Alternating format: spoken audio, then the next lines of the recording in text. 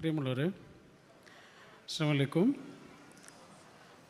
നമ്മൾ ആദ്യമായിട്ട് ജോലി അന്വേഷിച്ച് കുവൈത്തിൽ വന്നപ്പോൾ എയർപോർട്ടിൻ്റെ പുറത്ത് നിങ്ങളെ കാത്തിരുന്ന ഒരാളില്ലേ? ഇല്ലേ? ഇന്ന് ഇവിടെ ഇങ്ങനെ ഇരിക്കുന്ന ഇതുവരെയുള്ള ഈ ജീവിതയാത്രയിൽ നമ്മുടെ കൂടെ കൂടിയ കുറേ മനുഷ്യർ, അതിൽ ചില ആളുകളെ നമുക്ക് മറക്കാനേ കഴിയില്ല. അവർ നമ്മുടെ ഏകാന്തതയ്ക്ക് കൂട്ടായിരുന്നു, നമ്മുടെ ഭയത്തിന് അഭയമായിരുന്നു, നമ്മുടെ ഏതൊക്കെയോ അരക്ഷിതമായ നിമിഷങ്ങളിൽ നമ്മെ താങ്ങി നിർത്തിയ ഘടകങ്ങളായിരുന്നു. അങ്ങനെ ഏതോ ചില മനുഷ്യർ, നമ്മളാക്കിയ കുറച്ച് മനുഷ്യർ. ആ മനുഷ്യരോട് ഒരു സെക്കൻഡ് ഒന്ന് കണ്ണ് ചിമ്മിയിട്ട് ഒരു താങ്ക് യു പറയോ? കണ്ണ് ചിമ്മിയിട്ട് ആ മനുഷ്യരുടെ മുഖം ഒരു സെക്കൻഡ് മനസ്സിലോർത്ത് താങ്ക് യു. ലോകത്തെ എല്ലാ മനുഷ്യന്മാർക്കും ഒരേപോലെ കിട്ടിയ ഒരേ ഒരു കാര്യമുള്ളൂ. ഏതാ? പൈസ ഒരേപോലെയാണോ? രൂപം ഒരേപോലെയാണോ? സൗകര്യങ്ങൾ ഒരേപോലെയാണോ? എല്ലാത്തിലും വ്യത്യാസമുണ്ട്. അത് ഈ പ്രപഞ്ചത്തിൻ്റെ താളമാണ് ആ വ്യത്യാസം.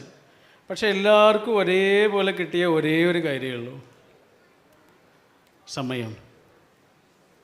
അല്ലേ? എല്ലാവർക്കും 24 മണിക്കൂറാണ്. പക്ഷെ ചില മനുഷ്യർ ആ 24 മണിക്കൂർ കൊണ്ട് വിപ്ലവങ്ങൾ ഉണ്ടാക്കും.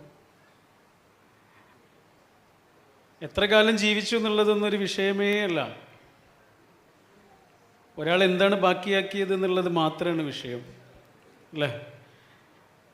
കേരളത്തിലെ വളരെ പ്രസിദ്ധനായൊരു ചിത്രകാരനുണ്ട്. അദ്ദേഹം മരിച്ചപ്പോഴേക്ക് വരച്ചത് 1500 ചിത്രങ്ങളാണ്. തൃശ്ശൂർ പൂരം കണ്ടിട്ടില്ലാത്ത ആളാണ്. പക്ഷേ തൃശ്ശൂർ പൂരത്തിൻ്റെ നിരവധി ചിത്രങ്ങൾ അദ്ദേഹം വരച്ചിട്ടുണ്ട്. ആരൊക്കെയോ പറഞ്ഞു കൊടുത്ത് അല്ലെങ്കിൽ ചിത്രങ്ങളൊക്കെ കണ്ട് എത്രയേറെ ചിത്രങ്ങളാണെന്നറിയോ? അത്ഭുതപ്പെടുത്തുന്ന ചിത്രങ്ങൾ വരച്ചിട്ടുണ്ട്. അയാൾ മരിച്ചപ്പോൾ എത്രയായിരുന്നു പ്രായം എന്നറിയോ? 4 വയസ്സ്. കേട്ടിട്ടുണ്ടോ അങ്ങനെ ഒരാളെക്കുറിച്ച്? ക്ലിൻറ്റ് 4 വയസ്സിൽ മരിച്ചുപോയ ആളാണ്. 1500 ചിത്രങ്ങളാണ് വരച്ചത്. നിങ്ങൾ വെറുതെ ഗൂഗിളിലൊന്ന് ക്ലിൻറ്റിൻ്റെ ചിത്രങ്ങളൊന്ന് സെർച്ച് ചെയ്ത് നോക്കൂ. അപ്പം അറിയാം ആ അത്ഭുതം എന്തായിരുന്നു എന്ന്. ആകെ ജീവിച്ചതേ 4 കൊല്ലം. പക്ഷെ ബാക്കിയാക്കിയത് എന്താണെന്ന് ആലോചിച്ച് നോക്കൂ. ഒരാൾ എത്ര കാലം ജീവിക്കുന്നു എന്നുള്ളതൊന്നൊരു വിഷയമേ അല്ല. ജീവിച്ച വർഷങ്ങളല്ല, വർഷിച്ച ജീവിതമാണ് പ്രധാനം എന്ന് പറയാറില്ലേ? ഒരു പെൺകുട്ടിയുടെ കഥയുണ്ട്. അവൾ വലിയൊരു ഷോപ്പിംഗ് മാളിലാണ് ജോലി ചെയ്യുന്നത്. അവിടെ KFC ഒക്കെ പോലെയുള്ളൊരു കടയിലാണ് ജോലി ചെയ്യുന്നത്. എല്ലാ ദിവസവും രാവിലെ പോയിട്ട് വൈകിട്ട് 6 മണിയാകുമ്പോഴേക്ക് തിരിച്ചു വരാറുള്ള ആളാണ്. പക്ഷെ ഒരു ദിവസം അച്ഛനുമായിട്ട് എന്തോ ഒരു കാര്യത്തിൽ വഴക്കിട്ട്, അമ്മയില്ല, അച്ഛനുമായി വഴക്കിട്ട് ആ ദിവസം അവൾ സാധാരണ വരാറുള്ള സമയത്ത് വീട്ടിലേക്ക് എത്തിയെന്നില്ല. 6 മണി, 7 മണിയായി, 8 മണിയായി, 9 മണിയായി, 10 മണിയായി. അച്ഛനാകെ ബേജാറായി. സുഹൃത്തിനെ വിളിച്ചിട്ട് വീട്ടിൽ നിന്ന് ഇറങ്ങുന്നു. അവൾ എത്താൻ സാധ്യതയുള്ള എല്ലാ സ്ഥലങ്ങളിലും വിളിച്ചന്വേഷിക്കുന്നു, പോയി നോക്കുന്നു, ഫോണിൽ വിളിക്കുന്നു. കുറച്ച് സമയമൊക്കെ അവളുടെ ഫോൺ ഇങ്ങനെ റിങ് ചെയ്യുന്നുണ്ട്. പിന്നെ ഫോണും റിങ് ചെയ്യുന്നില്ല, അവളെ കാണുന്നില്ല. ആകെ പേടിച്ചിട്ട് അവൾ എത്താൻ സാധ്യതയുള്ള എല്ലാ സ്ഥലങ്ങളിലും പോയിട്ട് നോക്കി, ആളില്ല. അവസാനമാണ് അവൾ ജോലി ചെയ്യുന്ന ഷോപ്പിംഗ് മാളില്ലേ, അവിടേക്ക് വരുന്നത്. അതിൻ്റെ മുന്നിൽ ഇങ്ങനെ വന്നിട്ട് അവർ കൂടിയിരുന്ന് എന്തൊക്കെയോ ചർച്ച ചെയ്യുന്നുണ്ട്, സംസാരിക്കുന്നുണ്ട്. ഇതൊക്കെ കണ്ട് അങ്ങോട്ടൊരാളിങ്ങനെ പതുക്കെ നടന്നു വന്ന് അദ്ദേഹം ചോദിച്ചു, നിങ്ങൾ ആരെക്കുറിച്ചാണ് പറയണേ, നിങ്ങൾ എന്താ തിരയുന്നത് എന്ന് ചോദിച്ചു. അപ്പോൾ ഈ അച്ഛൻ പറഞ്ഞു, എൻ്റെ മോളെ കാണാനില്ല, ഈ ഷോപ്പിംഗ് മാളിൽ ജോലി ചെയ്യുന്ന കുട്ടിയാണ്, 6 മണിക്ക് സാധാരണ വീട്ടിലേക്ക് വരാറുള്ള ആളാണ്, ഇതുവരെയും വന്നിട്ടില്ല. ഇവിടെയാണോ ജോലി ചെയ്യുന്നത്? അതെ, ഇവിടെയാണ് ജോലി ചെയ്യുന്നത്. നിങ്ങളുടെ മോളുടെ ഫോട്ടോ വല്ലതുണ്ടെങ്കിൽ ഒന്ന് കാണിച്ചു തരുമോ? അച്ഛൻ ഫോൺ എടുത്തിട്ട് മോളുടെ ഫോട്ടോ ഇങ്ങനെ കാണിച്ചു കൊടുത്ത്. അപ്പോൾ ആ പാവം സെക്യൂരിറ്റി ജീവനക്കാരൻ അച്ഛനോട് പറഞ്ഞു, ഈ മോളെ എനിക്കറിയാം, ഇവളിന്ന് രാവിലെ ഇങ്ങോട്ട് വന്നിട്ടുണ്ട്, പക്ഷേ വൈകിട്ട് തിരിച്ചു പോയിട്ടില്ല. നിങ്ങൾ അവളെ വേറെ എവിടെയും തിരയണ്ട, വേറെ എവിടെയും അവളെ തിരയണ്ട, അവൾ ഇതിനകത്തുണ്ട്, എനിക്കുറപ്പാണ് എന്ന്. ശരിയായിരുന്നു. അവൾ ജോലി ചെയ്യുന്ന ആ KFC ഒക്കെ പോലെയുള്ള സ്ഥാപനത്തിൻ്റെ അകത്തെ ഫ്രീസറിൻ്റെ ഉള്ളിൽ ലോക്കായി പോയതാണ് അവൾ. ഐസ് പോലെ കിടക്കുന്നുണ്ട്.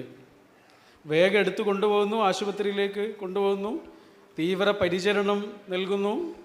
പതുക്കെ പതുക്കെ അവളിങ്ങനെ രക്ഷപ്പെടാൻ തുടങ്ങിയതിൻ്റെ പിറ്റേ ദിവസം ICUവിൻ്റെ പുറത്ത് അച്ഛൻ ഇരിക്കുമ്പോൾ ഒരാൾ ആ ആശുപത്രിയിലേക്ക് നടന്നു വരുന്നുണ്ട്. അച്ഛൻ്റെ മുന്നിലേക്ക് വന്നിട്ട് അച്ഛനോട് ചോദിക്കുന്നുണ്ട്, മോൾക്ക് കുഴപ്പമൊന്നുമില്ലല്ലോ, മോൾ രക്ഷപ്പെട്ടില്ലേ? മോൾ രക്ഷപ്പെട്ടു. അപ്പോൾ അച്ഛൻ അദ്ദേഹത്തോട് തിരിച്ചു ചോദിക്കുകയാണ്, അല്ല, എനിക്ക് നിങ്ങളോടൊരു കാര്യം ചോദിക്കാനുണ്ട്. ആയിരക്കണക്കിന് ആളുകൾ ജോലി ചെയ്യുന്ന സ്ഥലമല്ലേ ഒരു ഷോപ്പിംഗ് മാള്? അവിടെ എൻ്റെ മോള് രാവിലെ വന്നിട്ട് വൈകിട്ട് തിരിച്ചു പോയിട്ടില്ല എന്ന് നിങ്ങൾക്ക് എങ്ങനെ മനസ്സിലായി? ആയിരക്കണക്കിന് മുഖങ്ങൾ ഒരു ദിവസം കാണുന്ന ആളാണ്. അതിൽ നിന്ന് എൻ്റെ മോളുടെ മുഖം മാത്രം നിങ്ങളെ മനസ്സിൽ എങ്ങനെ പതിഞ്ഞു? അവൾ വൈകിട്ട് തിരിച്ചു പോയിട്ടില്ല എന്ന് എങ്ങനെ മനസ്സിലായി? അപ്പോൾ ആ ചോദ്യത്തിന് പെട്ടെന്നൊന്നും മറുപടി പറയാൻ കഴിയാതെ ആ സെക്യൂരിറ്റി ജീവനക്കാരൻ ഒന്ന് കാത്തിരുന്ന് അച്ഛനോട് പറഞ്ഞൊരു മറുപടി ഉണ്ട്. അദ്ദേഹം പറഞ്ഞു, ശരിയാ, ആയിരക്കണക്കിന് ആളുകളൊക്കെ വരുന്ന സ്ഥലമാണ് സാറേ, പക്ഷെ നിങ്ങളുടെ മോളില്ലേ, അതൊരു വല്ലാത്ത മോളാണ്. അവൾ രാവിലെ ഷോപ്പിംഗ് മാളിലേക്ക് വരുന്ന സമയത്തും വൈകിട്ട് തിരിച്ചു പോകുന്ന സമയത്തും ഞാൻ എത്ര ദൂരെയാണെങ്കിലും ഒന്നിങ്ങനെ കൈ കാണിച്ചിട്ട് എനിക്കൊരു സലാം തരും. ഒന്നിങ്ങനെ കൈ കാണിച്ചിട്ട് എനിക്കൊരു സലാം തരും. അങ്ങനെ കൈ കാണിക്കാൻ വേണ്ടിയിട്ടേ ആ പെൺകുട്ടി ചെലവഴിച്ചത് എത്ര കുറച്ച് സെക്കൻഡുകളായിരിക്കും എന്ന് ആലോചിച്ച് നോക്കൂ. പക്ഷെ ഒരു ദിവസം മുഴുവനും വെയിൽ കൊള്ളാൻ ആ മനുഷ്യന് ആ ഒരൊറ്റ കൈവീശലിൻ്റെ ഊർജം മതി, ആ ഒരൊറ്റ കൈവീശലിൻ്റെ തണുപ്പ് മതി. ഒരു പകൽ മുഴുവനും വെയിൽ കൊള്ളാൻ ആ മനുഷ്യൻ അതൊരു ഊർജമാണ് അല്ലേ? നമ്മൾ ഷോപ്പിംഗ് മാളിലേക്കൊക്കെ പോയിട്ട് സാധനങ്ങളൊക്കെ വാങ്ങി തിരിച്ചു വരുമ്പോഴേ നമ്മുടെ കാറൊക്കെ റെഡിയാക്കാനും സൈഡാക്കാനും വണ്ടി എടുക്കാനൊക്കെ സഹായിക്കുന്നൊരു പാവം മനുഷ്യനവിടെ ഉണ്ടാവില്ലേ? നമ്മൾ വണ്ടി എടുത്ത് പോരാൻ നേരത്ത് നമ്മുടെ വണ്ടിയുടെ ഗ്ലാസ് ഒന്നിങ്ങനെ താഴ്ത്തിയിട്ട് അയാൾക്കൊന്ന് കൈ കാണിച്ചിട്ട് എന്താണ് പേര്, അയാൾ പേര് പറയുന്നു, താങ്ക് യു എന്ന് പറയുന്നു. ആ ഒരു പ്രവർത്തനമില്ലേ, ആ ഒരു വാക്കില്ലേ, അത് തൊട്ടപ്പുറത്തിരിക്കുന്ന ആ 4 വയസ്സുകാരനില്ലേ നമ്മുടെ കുഞ്ഞ്, ആ കുഞ്ഞിന് കൊടുക്കുന്നൊരു മെസ്സേജുണ്ട്. ആ വലിയ ഷോപ്പിംഗ് മാളിൽ നിന്ന് നിങ്ങൾക്ക് അവന് വാങ്ങിക്കൊടുക്കാവുന്ന ഏറ്റവും വലിയ കളിപ്പാട്ടത്തെക്കാളും മൂല്യമുള്ള ഒന്നായിരിക്കും അത്. വാങ്ങിക്കൊടുത്ത കളിപ്പാട്ടങ്ങളൊക്കെ കേടുവരും, പക്ഷെ മൊമെൻറ്റ്സ് അത് മായൂല. ഒരു മനുഷ്യന് നമുക്ക് കൊടുക്കാവുന്ന ഏറ്റവും വലിയ സമ്മാനം എന്താ? മൊമെൻറ്റ്സ്. അച്ഛൻ എന്ന് പറയുമ്പോൾ നമ്മുടെ മനസ്സിൽ എന്താ ഉള്ളത്? കുറച്ച് മൊമെൻറ്റ്സ്. അമ്മ എന്ന് പറയുമ്പോൾ നമ്മുടെ മനസ്സിൽ എന്താ ഉള്ളത്? എന്താ ആദ്യം വരിക? കുറച്ച് മൊമെൻറ്റ്സാണ് വരിക. ഏതൊരു മനുഷ്യന് നമുക്ക് കൊടുക്കാവുന്ന ഏറ്റവും വലിയ സമ്മാനം അതാ, മൊമെൻറ്റ്സ്.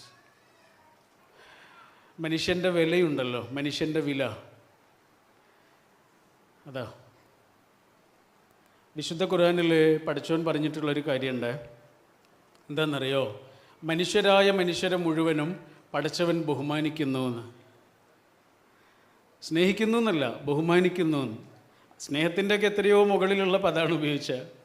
മനുഷ്യരായ മനുഷ്യരെ മുഴുവനും ബഹുമാനിക്കുന്നു എന്ന് പറഞ്ഞാൽ അതിൽ അങ്ങനെ ഒരു പടച്ചോനില്ല എന്ന് പറയുന്നവർ പോലും ഉണ്ടല്ലോ. അങ്ങനെ ഒരു പടച്ചോനില്ല എന്ന് പറയുന്നവരെ പോലും പടച്ചോൻ ബഹുമാനിക്കുന്നു എന്നാണ്.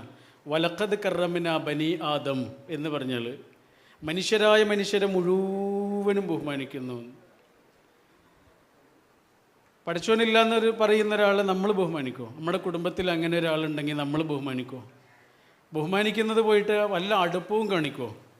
നമ്മുടെ സ്വത്ത് പോലും ചിലപ്പോൾ കൊടുത്തില്ല എന്ന് വരും. പക്ഷെ പടച്ചോൻ എന്താ പറയുന്നത്? വലഖദ് കറമിന ബനി ആദം. മനുഷ്യരായ മനുഷ്യരെ മുഴുവനും പടച്ചവൻ ബഹുമാനിക്കുന്നു. അതെന്തിനായിരിക്കും നമ്മളോട് പറഞ്ഞ? ഒരു മനുഷ്യൻ്റെ വാല്യൂ എന്താണെന്ന് നമ്മൾ തിരിച്ചറിയാൻ വേണ്ടിയിട്ടാണ്. റെസ്പെക്റ്റ് എന്നല്ലേ ബഹുമാനിക്കുന്നതിന് ഇംഗ്ലീഷിൽ പറയാം. ശരിക്കും ആ വേർഡിൻ്റെ എറ്റിമോളജി എന്താണെന്നറിയോ? റീസ്പെക്ചറാണ്, ഒന്നുകൂടെ നോക്കലാണ്. ഒറ്റ കാഴ്ചയിൽ ചിലപ്പോൾ നമുക്ക് ആ മനുഷ്യൻ ഭിക്ഷക്കാരനായിരിക്കും. പക്ഷെ ഒന്നുകൂടെ നോക്കുമ്പോഴാണ് നമുക്ക് മനസ്സിലാകുക നമ്മൾ സങ്കല്പിച്ചതിൻ്റെയും എത്രയോ അപ്പുറത്തുള്ള ആളാണ്. നമ്മൾ വളരെ കുറച്ചേ മനുഷ്യന്മാരെ കാണുന്നുള്ളൂ, കുറച്ചേ നമ്മൾ അറിയുന്നുള്ളൂ. കുറേ പറയാനുണ്ട് എന്ന് പറഞ്ഞിട്ട് ഒരാൾ നമ്മളടുത്തേക്ക് വരുമ്പോൾ പോലും അയാൾ 10% പോലും പറയുന്നില്ല എന്നാണ്. പറയാൻ കഴിയില്ല എന്ന്. 10% പോലും ഒരാൾക്ക് അയാളുടെ ഉള്ളിലുള്ളത് പറയാൻ കഴിയില്ല. ബാക്കിയൊക്കെ അയാളുടെ കണ്ണിലും സങ്കടത്തിലും താഴേക്ക് നോക്കിയുള്ള ഇരുത്തത്തിലും കരച്ചിലിലും പുഞ്ചിരിയിലും ദേഷ്യത്തിൽ നിന്നൊക്കെ നമ്മൾ വായിച്ചെടുക്കണം. വളരെ കുറച്ച് നമ്മൾ മനുഷ്യന്മാരെ അറിയുന്നുള്ളൂ. ഇപ്പോൾ വല്ലാതെ നമ്മുടെ മുന്നിൽ ഒരാളിങ്ങനെ ദേഷ്യപ്പെട്ട് നിൽക്കുമ്പോഴേ, നമ്മുടെ വീട്ടിലാവാം സൗഹൃദത്തിലാവാം, ഒരാളിങ്ങനെ വല്ലാതെ ദേഷ്യപ്പെടുമ്പോഴേ അയാളടുത്ത് ചെന്നിട്ട് എന്താണ് ഇപ്പം ഇത്ര വലിയ ദേഷ്യം എന്ന് ചോദിക്കുന്നതിന് പകരം എന്താ ഇപ്പം ഇത്ര വലിയ ദേഷ്യം എന്ന് ചോദിക്കുന്നതിന് പകരം എന്താ ഇപ്പം ഇത്ര വലിയ സങ്കടം എന്നൊന്ന് ചോദിച്ചു നോക്കൊണ്ടു. അതെന്താണെന്നൊന്നും അയാൾ പറയില്ല. പക്ഷെ കുറച്ചു നേരം ഇങ്ങനെ മിണ്ടാതെ നിൽക്കും നമ്മളെ ഇങ്ങനെ നോക്കിയിട്ട്. മനുഷ്യന്മാർ വളരെ കുറച്ചേ പറയുന്നുള്ളൂ, ബാക്കിയൊക്കെ നമ്മൾ വായിച്ചെടുക്കേണ്ടതാണ്. പുറം കാഴ്ചകൾ എന്നുള്ള പേരിലുള്ള ഒരു ഷോർട്ട് ഫിലിമുണ്ട്. 20 മിനിറ്റ് എങ്ങനെ ഉള്ളൂ. മമ്മൂട്ടി അഭിനയിച്ചതാണ്. കണ്ടിട്ടുണ്ടോ ആരെങ്കിലും? ഒരു 4-5 ചെറിയ ഷോർട്ട് ഫിലിമുകളുടെ ഒരു ആന്തോളജിയിലുള്ള ഒരു മൂവിയാണ് പുറം കാഴ്ചകൾ. അതിലൊരു ബസ്സിലേക്ക് ഈ കഥാപാത്രം കയറി വരികയാണ്. ഒരാളുടെ അടുത്ത് വന്നിരിക്കുന്നു. കുറച്ച് സമയം ബസ് ഇങ്ങനെ കഴിഞ്ഞ് ബസ് യാത്ര തുടങ്ങുന്ന സമയത്ത് ആ അടുത്തിരിക്കുന്ന ആൾ ഇദ്ദേഹത്തോട് എന്തോ ചോദിക്കുന്നു. നമ്മളിപ്പോൾ എത്ര ഉയരത്തിലാണ് ഈ ബസ് ഓടിക്കൊണ്ടിരിക്കുന്നത് എന്ന മറ്റോ ആണ് അയാൾ ചോദിച്ചത്. അതിന് ഉത്തരം പറയുകയല്ല ഇയാൾ ചെയ്യുന്നത്, ഇയാൾ ദേഷ്യപ്പെടുക ചെയ്യുന്നത്. ആ ബസ് അതിൻ്റെ സ്റ്റോപ്പിലല്ലാത്ത സ്ഥലങ്ങളിൽ നിർത്തുമ്പോഴൊക്കെ ഇയാൾ ദേഷ്യപ്പെടുകയാണ്. ആ ബസ്സിലേക്ക് കുറച്ച് കോളേജ് കുട്ടികൾ കയറി വരുന്നുണ്ട്. സ്വാഭാവികമായിട്ടും ആ പ്രായത്തിലുള്ള കുട്ടികൾ വളരെ ജോളിയായിരിക്കുമല്ലോ. അവൾ കളിക്കുന്ന തമാശ പറയുന്നുണ്ട്, ആർത്ത് ചിരിക്കുന്നുണ്ട്, ഓരോരോ കാഴ്ചകൾ കാണുമ്പോൾ അതിനെക്കുറിച്ചൊക്കെ പറയുന്നുണ്ട്. ഇതൊന്നും ഇയാൾക്ക് ഇഷ്ടപ്പെടുന്നില്ല. ഇയാൾ ഭയങ്കര ദേഷ്യക്കാരൻ. വെള്ളച്ചാട്ടം കാണുന്ന സമയത്ത് ബസ് അവിടെ നിർത്താൻ പറയുന്നു കുട്ടികൾ. എന്നിട്ട് ബസ്സിൽ നിന്ന് കുട്ടികളെല്ലാം ഇറങ്ങി ആ കാഴ്ചയൊക്കെ കാണുന്നതൊന്നും ഇയാൾക്ക് ഇഷ്ടപ്പെടുന്നില്ല. ഇയാൾ എല്ലാവരോടും ദേഷ്യം, ഒരു ചൂടൻ. ആ ബസ് യാത്രയുടെ തന്നെ രസം കളയുന്ന അത്രയും ദേഷ്യം. ആർക്കും ഇയാളെ അക്കമഡേറ്റ് ചെയ്യാൻ കഴിയുന്നില്ല. കുറേ ദൂരം കഴിഞ്ഞപ്പോഴേ ഇയാളൊരു സ്ഥലത്ത് വണ്ടി നിർത്താൻ പറഞ്ഞു. അവിടെ സ്റ്റോപ്പില്ലാത്ത സ്ഥലമാണ്. അപ്പോൾ സ്വാഭാവികമായിട്ടും ബസ്സിലുള്ളവരൊക്കെ ഇയാൾക്കെതിരെ തർക്കിച്ചു. ഇത്രയും നേരം നിങ്ങളിതല്ലേ പറഞ്ഞത്, ബസ് നിർത്തരുത് എന്നല്ലേ പറഞ്ഞത്, എന്നിട്ട് നിങ്ങളുടെ ആവശ്യത്തിന് വണ്ടി നിർത്തണമെന്നാണോ? വണ്ടി ഇവിടെ നിർത്തൂല എന്ന് പറഞ്ഞു ഡ്രൈവർ. ആ സമയത്ത് ഇയാൾ എഴുന്നേറ്റ് നിന്നിട്ടൊരു അലർച്ചയായിരുന്നു, നിർത്തടോ എന്ന് പറഞ്ഞിട്ട്. ഡ്രൈവർക്ക് അറിയാതെ ബ്രേക്കിൽ ചവിട്ടേണ്ടി വന്ന് ബസ് നിർത്തി. ആ ബസ്സിൽ നിന്ന് അയാൾ ഇറങ്ങുന്നു. അയാൾ ഇറങ്ങിയ പാടെ കരഞ്ഞുകൊണ്ട് ഒരു സ്ത്രീ അയാളെ ഓടി വന്ന് കെട്ടിപ്പിടിക്കുന്നു. ആളുകളിങ്ങനെ വട്ടം കൂടി നിൽക്കുന്നൊരു വീട്ടിലേക്ക് 2 ആളുകളും പതുക്കെ കരഞ്ഞുകൊണ്ട് നടന്നു പോകുന്നു. പിറകെ ഒരു ആംബുലൻസ് ആ വീട് ലക്ഷ്യമാക്കി ഇങ്ങനെ വരുന്നതും കാണാം. ആ വീട്ടിലേക്ക് കയറിപ്പോകുന്ന മനുഷ്യനെ ആ ബസ്സിലുള്ള മുഴുവൻ ആളുകളും നേരിയ ഒരു കുറ്റബോധത്തോടെ നോക്കി നിൽക്കുന്നിടത്താണ് ആ ചിത്രം അവസാനിക്കുന്നത്. ചൂടൻ, ദേഷ്യക്കാരൻ എന്നത്രയും നേരം അവർ വിളിച്ച ആളുടെ ഉള്ളിൽ പൊള്ളി നിൽക്കുന്നൊരു കനലുണ്ടായിരുന്നു എന്ന് അവസാനമേ അവർക്ക് തിരിച്ചറിയാൻ കഴിഞ്ഞുള്ളൂ. നമുക്കും മനുഷ്യർ വളരെ കുറച്ചേ പറയുന്നുള്ളൂ. ബാക്കിയൊക്കെ നമ്മൾ വായിച്ചെടുക്കേണ്ടതാണ്. എന്താണെന്നറിയില്ല, ഈ മാസം വല്ലാത്ത വേദനയും തളർച്ചയും ഉണ്ട് എന്ന് അവൾ നമ്മളോട് വന്ന് പറയുമ്പോൾ അവൾക്ക് വേണ്ടത് വേദനക്കുള്ള മരുന്നല്ല. അതായിരുന്നുവെങ്കിൽ അവൾക്ക് മെഡിക്കൽ ഷോപ്പിൽ ചെന്ന് പറഞ്ഞാൽ മതിയായിരുന്നു. നമ്മുടെ അടുത്ത് വന്നത് എന്തിനായിരുന്നു? വേറെ എന്തിനോ ആയിരുന്നു. മനുഷ്യന്മാർ വളരെ കുറച്ചേ പറയുന്നുള്ളൂ. നമ്മൾ മനുഷ്യരെ വളരെ കുറച്ചേ അറിയുന്നുള്ളൂ.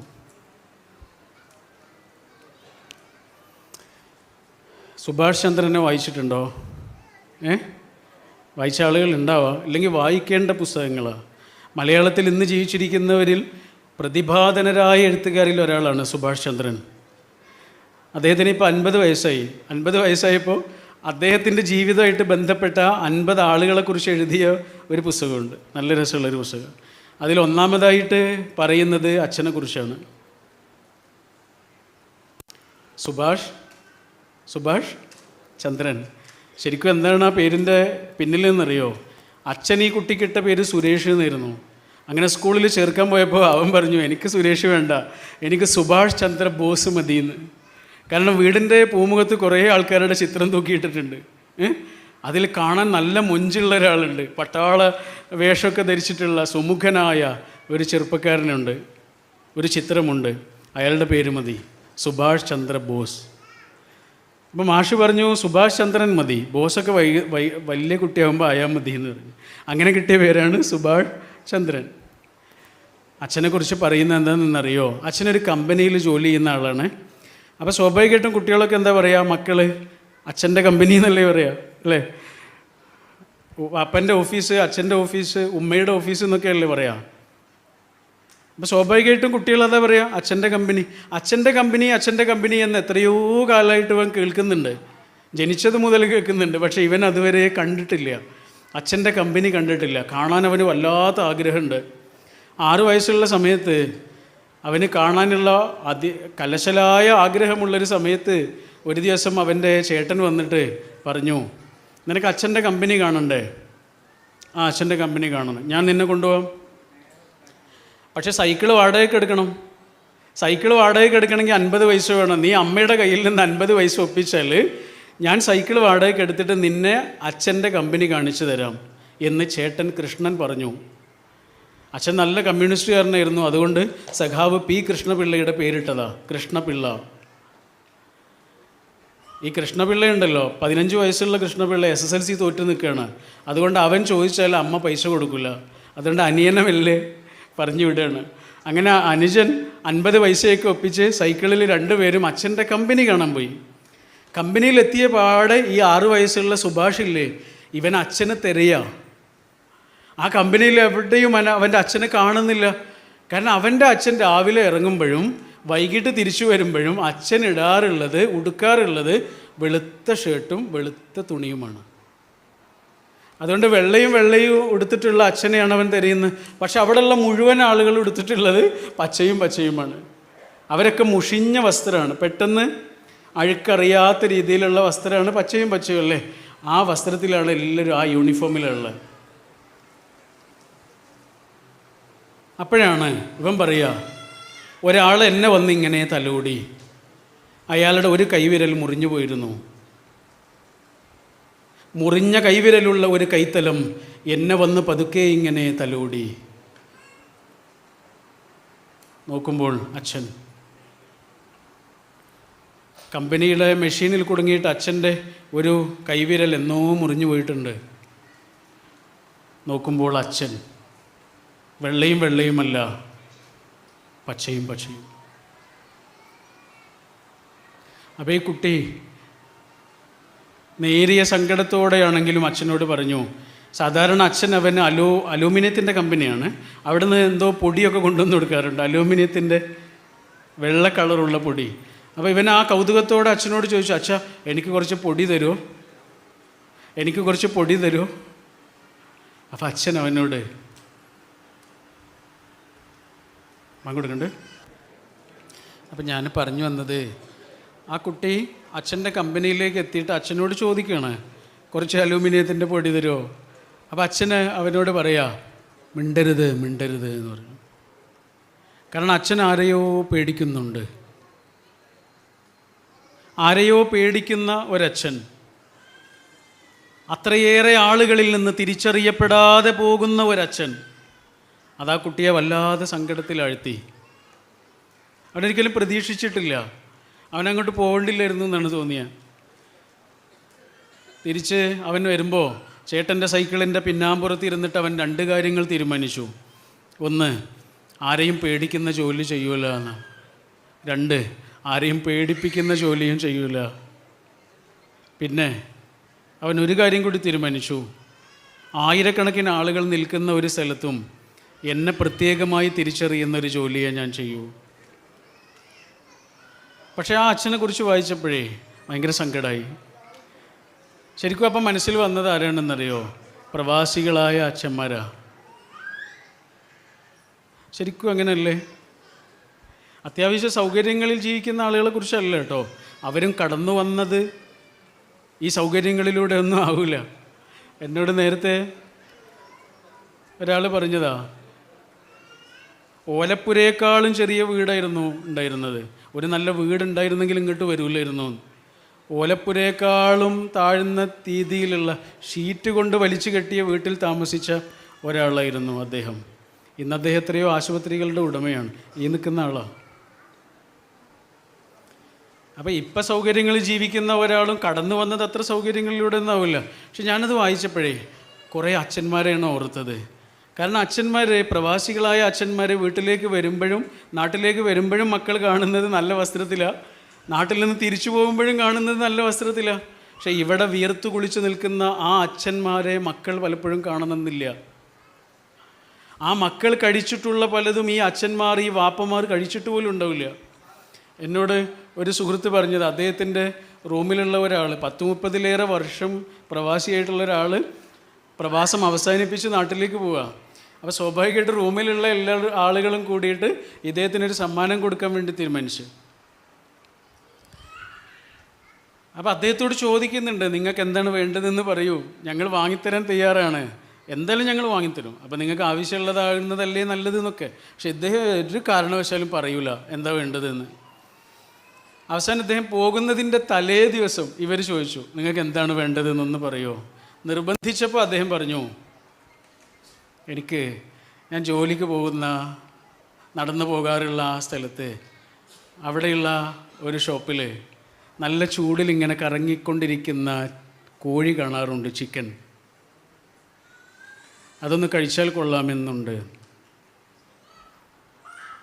30 വർഷം ഇവിടെ ജീവിച്ചിട്ടേ അദ്ദേഹം അത് കഴിച്ചിട്ടില്ല. മക്കളൊരു പക്ഷേ നാട്ടിൽ കഴിച്ചിട്ടുണ്ടാവും. അച്ഛൻ, നമുക്കൊരിക്കലും മനസ്സിലാകാത്ത ഒരാളുടെ പേരാണ് അച്ഛൻ. എൻ്റെ ഒരു ഗുരുവുണ്ട്, അദ്ദേഹം പറയും, അമ്മ മഴ പോലെയാണ്, പക്ഷേ അച്ഛൻ ആലിപ്പഴമാണ്. ആലിപ്പഴമാണ്. വല്ലപ്പോഴൊന്ന് തോളിൽ തട്ടിയാൽ അത്രയേ ഉള്ളൂ, വല്ലപ്പോഴൊന്ന് സങ്കടം പറഞ്ഞാലായി, അത്രയേ ഉള്ളൂ. ബാക്കിയൊക്കെ അച്ഛൻ ഇങ്ങനെ മൗനിയായി പോകുന്ന ഒരു വലിയ സാന്നിധ്യത്തിൻ്റെ പേരാണ്. എം.എൻ. വിജയൻ മാഷെക്കുറിച്ച് കേട്ടിട്ടുണ്ടോ? എം.എൻ. വിജയൻ മാഷ് ബ്രണ്ണൻ കോളേജിലെ പ്രഗത്ഭനായ അധ്യാപകനായിരുന്നു. നമ്മുടെ മുഖ്യമന്ത്രിയെ മോൾഡ് ചെയ്തതിൽ വലിയ പ്രാധാന്യമുള്ള അധ്യാപകനാണ്.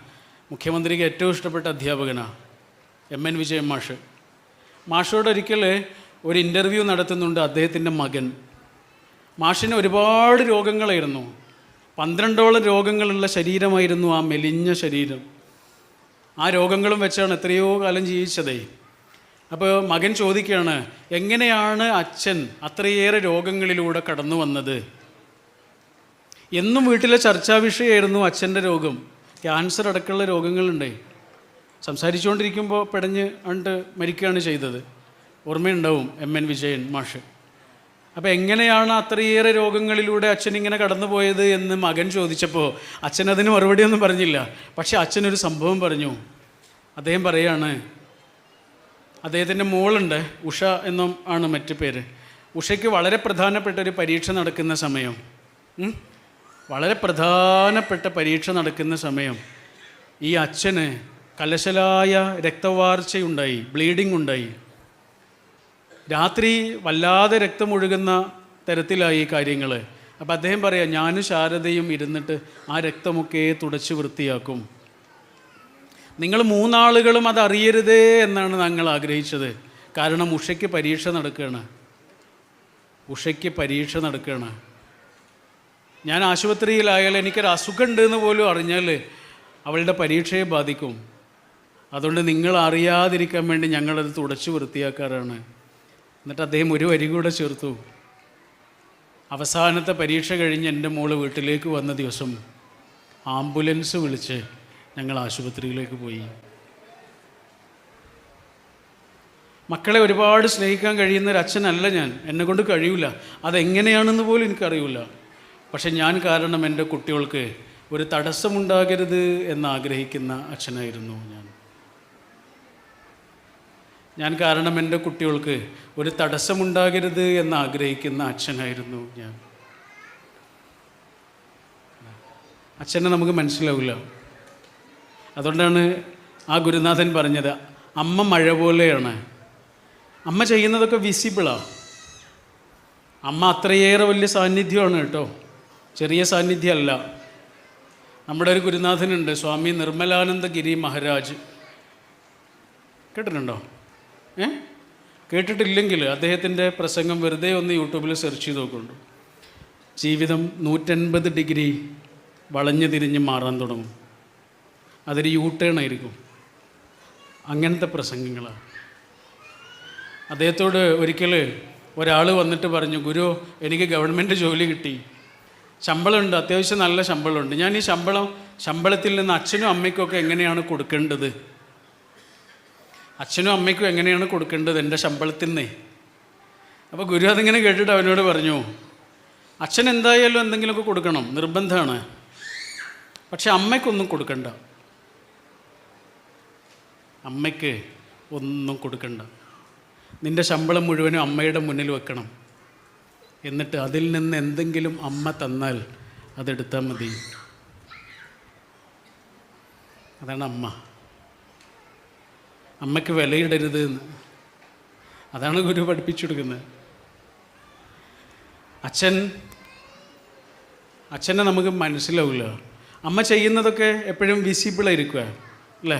ഓരോ കാര്യങ്ങളും ആലോചിച്ച് നോക്കും. അമ്മ ചെയ്യുന്നത് വിസിബിളായിരിക്കും, അച്ഛൻ ഇൻവിസിബിളാണ്. അതുകൊണ്ടാണ് ശിഹാബുദ്ദീൻ പൊയ്ത്തുംകടവിൻ്റെ വളരെ ലേറ്റസ്റ്റ് ആയിട്ടുള്ളൊരു കഥയുണ്ട്. അതിൽ അദ്ദേഹം പറയുന്നുണ്ട് ഒരച്ഛനെക്കുറിച്ച്. ഇങ്ങനെ പറഞ്ഞ് അദ്ദേഹം പറയുന്നത് അവസാനം എന്താണെന്നറിയോ? പുരുഷനോളം അരക്ഷിതനായൊരു ജീവി ഈ പ്രപഞ്ചത്തിൽ വേറെയില്ല. മക്കളുണ്ടാകുന്നതോടെ അയാളുടെ ഭാര്യയ്ക്ക് പോലും അയാളെ വേണ്ടാതായി. വീടിൻ്റെ മുറ്റത്തുള്ള കുറ്റിമുല്ലയുടെ ചെടി പെട്ടെന്നൊരു ദിവസം ഒരു ചൂലായി മൂലയ്ക്കിരിക്കുന്നത് പോലെ ഒരു പാവം സാന്നിധ്യമായി അയാൾ മാറുന്നു. പറഞ്ഞു വന്നത് എന്താണെന്നറിയോ? മനുഷ്യൻ്റെ വില. നമ്മൾ വളരെ കുറച്ചേ മനുഷ്യനെ അറിയുന്നുള്ളൂ. നമ്മളോട് പറയാത്തതും നമ്മളോട് പങ്കുവെക്കാത്തതുമായ കാര്യങ്ങളിൽ നിന്നാണ് ശരിക്കും മനുഷ്യനെ നമ്മളിങ്ങനെ വായിച്ചെടുക്കേണ്ടത്. അവിടെ മുതലാണ് മനുഷ്യനെ സ്നേഹിച്ചു തുടങ്ങേണ്ടത്. ഒരു സംഭവമുണ്ട്, ഫെമി ഒത്തഡോള എന്ന് പറഞ്ഞൊരു വലിയ സമ്പന്നനുണ്ട് ആഫ്രിക്കയിൽ, ഇപ്പം ജീവിച്ചിരിക്കുന്ന ആളാണ്. അദ്ദേഹത്തോടൊരു ഇൻ്റർവ്യൂവിൽ ഒരാൾ ചോദിക്കുന്നുണ്ട്, നിങ്ങളുടെ ജീവിതത്തിൽ ഏറ്റവും സന്തോഷം നിറഞ്ഞ നിമിഷം ഏതായിരുന്നു? കോടീശ്വരനാണ് കേട്ടോ, ചെറിയ പ്രായത്തിൽ തന്നെ വലിയ ശതകോടീശ്വരനായി മാറിയ ആളാണ്. അദ്ദേഹത്തോടെ ചോദിക്കുന്നത്, നിങ്ങളുടെ ജീവിതത്തിൽ ഏറ്റവും സന്തോഷം നിറഞ്ഞ നിമിഷം ഏതായിരുന്നു? ആ ചോദ്യം കേട്ടപ്പോൾ അദ്ദേഹത്തിൻ്റെ ഇത്രയും കാലമുള്ള ജീവിതം മുഴുവനും ഒരൊറ്റ നിമിഷം അദ്ദേഹത്തിൻ്റെ മനസ്സിലൂടെ ഇങ്ങനെ കടന്നു പോയിട്ടുണ്ടാവും. വിചാരിക്കാത്ത വിധത്തിലുള്ള വിജയങ്ങൾ നേടിയ നിമിഷങ്ങളെക്കുറിച്ച് അദ്ദേഹത്തിൻ്റെ മനസ്സിൽ ഓർമ്മയുണ്ടാവും. പക്ഷെ അദ്ദേഹം പറഞ്ഞത് എന്താണെന്നറിയോ? ഇതൊന്നും ഇരുന്നില്ല. ജീവിതത്തിൽ ഏറ്റവും സന്തോഷം നിറഞ്ഞ നിമിഷം ഏതായിരുന്നു? അദ്ദേഹം പറയാ, എൻ്റെ ഒരു സുഹൃത്ത് എന്നോടൊരു കാര്യം ആവശ്യപ്പെട്ടു. കുറച്ച് വീൽ ചെയർ വേണം. കാലിന് സ്വാധീനമില്ലാത്ത ആളുകളുടെ ഒരു കേന്ദ്രമുണ്ട്, അവിടേക്ക് കുറച്ച് വീൽ ചെയർ വേണം, നിങ്ങളുടെ കമ്പനിക്ക് തരാൻ കഴിയുമോ? തന്നാൽ വലിയ ഉപകാരമാകുമായിരുന്നു. അദ്ദേഹം അത് ഏറ്റെടുത്തു. വളരെ ജെന്യുവിനായൊരു കേസാണ് എന്ന് മനസ്സിലായപ്പോൾ അദ്ദേഹം അത് ഏറ്റെടുത്തു. വീൽ ചെയർ കൊടുക്കാൻ തീരുമാനിച്ചു. അപ്പോൾ സുഹൃത്ത് രണ്ടാമത്തെ ആവശ്യം, അത് വിതരണം ചെയ്യുന്ന ചടങ്ങിൽ നിങ്ങൾ വരണം. വിതരണം ചെയ്യുന്ന ചടങ്ങിലേക്ക് അദ്ദേഹത്തെ വിളിച്ചു. അദ്ദേഹം വന്നു. അദ്ദേഹം പറയാ, ഓരോ കുട്ടിയും ഇങ്ങനെ വേദിയിലേക്ക് ഇഴഞ്ഞ് കയറി വരും, എന്നിട്ട് വീൽ ചെയർ കൊടുക്കും. ആ വീൽ ചെയറിൽ കയറിയിട്ട് അവരിങ്ങനെ സന്തോഷത്തോടെ പോകുന്നത് കണ്ടപ്പോൾ എനിക്ക് വല്ലാത്ത സന്തോഷമായി. ആ വീൽ ചെയർ കെട്ടിയ മുഴുവൻ കുട്ടികളും ആ സ്ഥാപനത്തിൻ്റെ മുറ്റത്ത് ഇങ്ങനെ ഒഴുകുന്നത് കണ്ടപ്പോൾ, ആ വീൽ ചെയറിലൂടെ ഇങ്ങനെ കറങ്ങി നടക്കുന്നത് കണ്ടപ്പോൾ പൂമ്പാറ്റകളെ പോലെ തോന്നി. പക്ഷേ ജീവിതത്തിലെ ഏറ്റവും സന്തോഷമുള്ള നിമിഷം പിന്നെയാണ് ഉണ്ടായത്. എന്താണെന്നറിയോ? അദ്ദേഹം ആ സ്ഥാപനത്തിൽ നിന്ന് പോരുന്ന സമയത്ത് ആ കൂട്ടത്തിൽ നിന്നൊരു കുട്ടി അദ്ദേഹത്തിൻ്റെ കാലിൻ്റെ താഴെ ഇങ്ങനെ വന്നിരുന്നിട്ട് അദ്ദേഹത്തിൻ്റെ മുഖത്തേക്ക് ഇങ്ങനെ തുറിച്ചു നോക്കാൻ തുടങ്ങി. കണ്ണെടുക്കാതെ ഇദ്ദേഹത്തിൻ്റെ മുഖത്തേക്ക് ഇങ്ങനെ നോക്കുകയാണ്. അപ്പോൾ ഇദ്ദേഹം ആ കുട്ടിയെ ഇങ്ങനെ തലോടിയിട്ട് ചോദിച്ചു, എന്താ മോളെ ഇങ്ങനെ നോക്കുന്നത്? അപ്പോൾ ആ കുട്ടി പറഞ്ഞു, പ്രാർത്ഥിക്കുമ്പോൾ എനിക്ക് ഈ മുഖം ഓർമ്മിക്കുവാനാണ്. പ്രാർത്ഥിക്കുമ്പോൾ എനിക്ക് ഈ മുഖം ഓർമ്മിക്കുവാനാണ്. മനുഷ്യന്മാരെ കരയിപ്പിക്കാൻ രണ്ട് മാർഗങ്ങളുണ്ട് അല്ലേ? ഒന്ന് വേദനിപ്പിച്ചാൽ മതി, ഇല്ലെങ്കിലോ ഞെട്ടിക്കുന്ന സ്നേഹം കൊടുത്താൽ മതി. ഞെട്ടിക്കുന്ന സ്നേഹമുണ്ടാകുമ്പോൾ മാത്രം പൊട്ടിയൊഴുകാൻ ഒരുങ്ങി നിൽക്കുന്ന ഒരു കടൽ കണ്ണിൻ്റെ പിന്നാമ്പുറത്തുണ്ട്. സങ്കടങ്ങളിലല്ല, സന്തോഷങ്ങളിൽ. ഗിഫ്റ്റ് ഓഫ് ദ മാഗി വായിച്ചിട്ടില്ലേ നിങ്ങൾ? ഓ ഹെൻറിയുടെ അതിമധുരമായ കഥയാണ്. അദ്ദേഹത്തിൻ്റെ കഥകളൊക്കെ രസമാണ്. അവസാനം അവസാനം ഒരു ക്ലൈമാക്സ് ഉണ്ടാവും. അതാണ് ആ കഥയുടെ പ്രത്യേകത. ഒരു പാവം ഭാര്യയും ഭർത്താവും, അവരുടെ കഥയാണ്.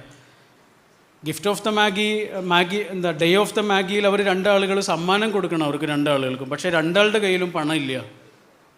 കേട്ടിട്ടില്ലേ കഥ? രണ്ടാളുടെ കയ്യിലും പണമില്ല. അപ്പോൾ അദ്ദേഹം ആലോചിച്ചു, അവൾക്ക് എന്ത് സമ്മാനം വാങ്ങും? ചെറുതേ വാങ്ങാൻ കഴിയുള്ളൂ. അവസാനം അദ്ദേഹം കണ്ടെത്തി വാങ്ങിക്കൊടുക്കേണ്ട സാധനം അവളുടെ മുടിയിലിടാനുള്ളൊരു ക്ലിപ്പാണ് വാങ്ങിയ. അതൊക്കെ വാങ്ങിയിട്ട് അത് പെട്ടിയിലാക്കിയിട്ട് പതുക്കെ പിറകിലൊക്കെ പിടിച്ചിട്ട് സർപ്രൈസ് ആക്കിയിട്ട് അവളുടെ മുന്നിലേക്ക് ഇങ്ങനെ വരുമ്പോൾ അവൾ ഇങ്ങനെയാണ് നിൽക്കുന്നത്. അദ്ദേഹം ഈ സമ്മാനം അവളുടെ കയ്യിലേക്ക് ഇങ്ങനെ കൊടുത്തു. തിരിച്ചു ചോദിച്ചു, എനിക്ക് സമ്മാനം ഒന്നുമില്ലേ? അവളുടെ പിറകിൽ നിന്ന് അവളുടെ സമ്മാനവും അദ്ദേഹത്തിന് കൊടുത്തു. രണ്ടാളുകളും ആശ്ചര്യത്തോടെ രണ്ടാളുകൾക്കും കിട്ടിയ സമ്മാനം ഇങ്ങനെ തുറന്നു നോക്കി. അവൾ കണ്ടു മുടിയിലിടാനുള്ളൊരു ക്ലിപ്പ്.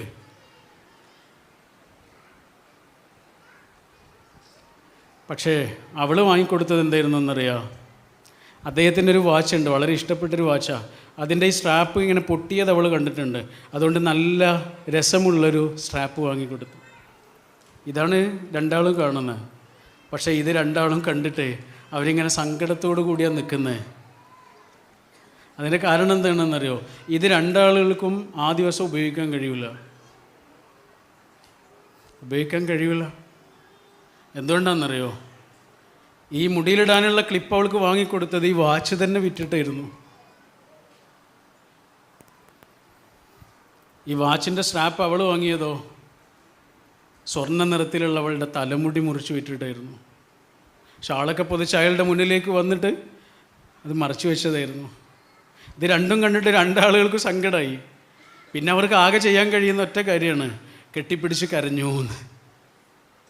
സങ്കടം കൊണ്ടാണോ? ആണോ? മനുഷ്യനെ കരയിപ്പിക്കാൻ രണ്ട് മാർഗങ്ങളാണ്. ഒന്നുകിൽ വേദനിപ്പിക്കുക, അല്ലെങ്കിലോ ഞെട്ടിക്കുന്ന സ്നേഹം കൊടുക്കുക. ഇന്ന് വെറുതെ നിങ്ങൾ ഒരിക്കലും വിളിക്കില്ല എന്ന് വിചാരിക്കുന്ന ഒരാളെ നിങ്ങളുടെ കോള് വരുമെന്ന് ഒരിക്കലും പ്രതീക്ഷയില്ലാത്ത ഒരാളെ വെറുതെ ഒന്ന് വിളിച്ചു നോക്കൂ. അപ്പോൾ അയാൾ ആദ്യം ചോദിക്കും, എന്തേ? ഒന്നുമില്ല. എന്തേട്ടാ വിളിച്ചേ? ഒന്നുമില്ലടാ, വെറുതെ വിളിച്ചതാ, നിൻ്റെ സൗണ്ടൊന്ന് കേൾക്കാൻ വേണ്ടി വിളിച്ചതാ. അവിടുന്ന് കുറേ സമയം ഒന്നും മിണ്ടൂല. ആ വാക്കിൻ്റെ ഭാരത്തിൽ കണ്ണൊക്കെ ഇങ്ങനെ നിറയാൻ തുടങ്ങിയിട്ടുണ്ടാവും. ഒന്നിനും വേണ്ടിയല്ലാതെ ഒരാൾ വിളിക്കുന്നു. ഇങ്ങനെയാണ് ശരിക്കും പടച്ചവനോട് പ്രാർത്ഥിക്കേണ്ടതും കേട്ടോ. എനിക്കങ്ങനെ തോന്നിയിട്ടുണ്ട്. പലപ്പോഴും നമ്മുടെ പ്രാർത്ഥനകളൊക്കെ എന്താ? യാചനകളല്ലേ? അല്ലേ? യാചനകളല്ലേ? യാചിക്കാനൊന്നും അല്ലാതെ, ഒന്നും ചോദിക്കാൻ വേണ്ടിയല്ലാതെ വെറുതെ പടച്ചവൻ്റെ മുന്നിൽ കുറച്ച് നേരം ഇരുന്ന് നോക്കണ്ടോ, എന്തൊരു രസമായിരിക്കും എന്നറിയാം. പടച്ചവന് എന്തൊരു ഇഷ്ടമായിരിക്കും അത്. കാരണം പടച്ചവന് നമ്മുടെ ആവശ്യങ്ങളൊക്കെ അറിയാം. പടച്ചവനെ നമ്മുടെ ആവശ്യങ്ങളൊക്കെ അറിയാം. അത് പ്രത്യേകം പറയേണ്ട കാര്യമൊന്നുമില്ല.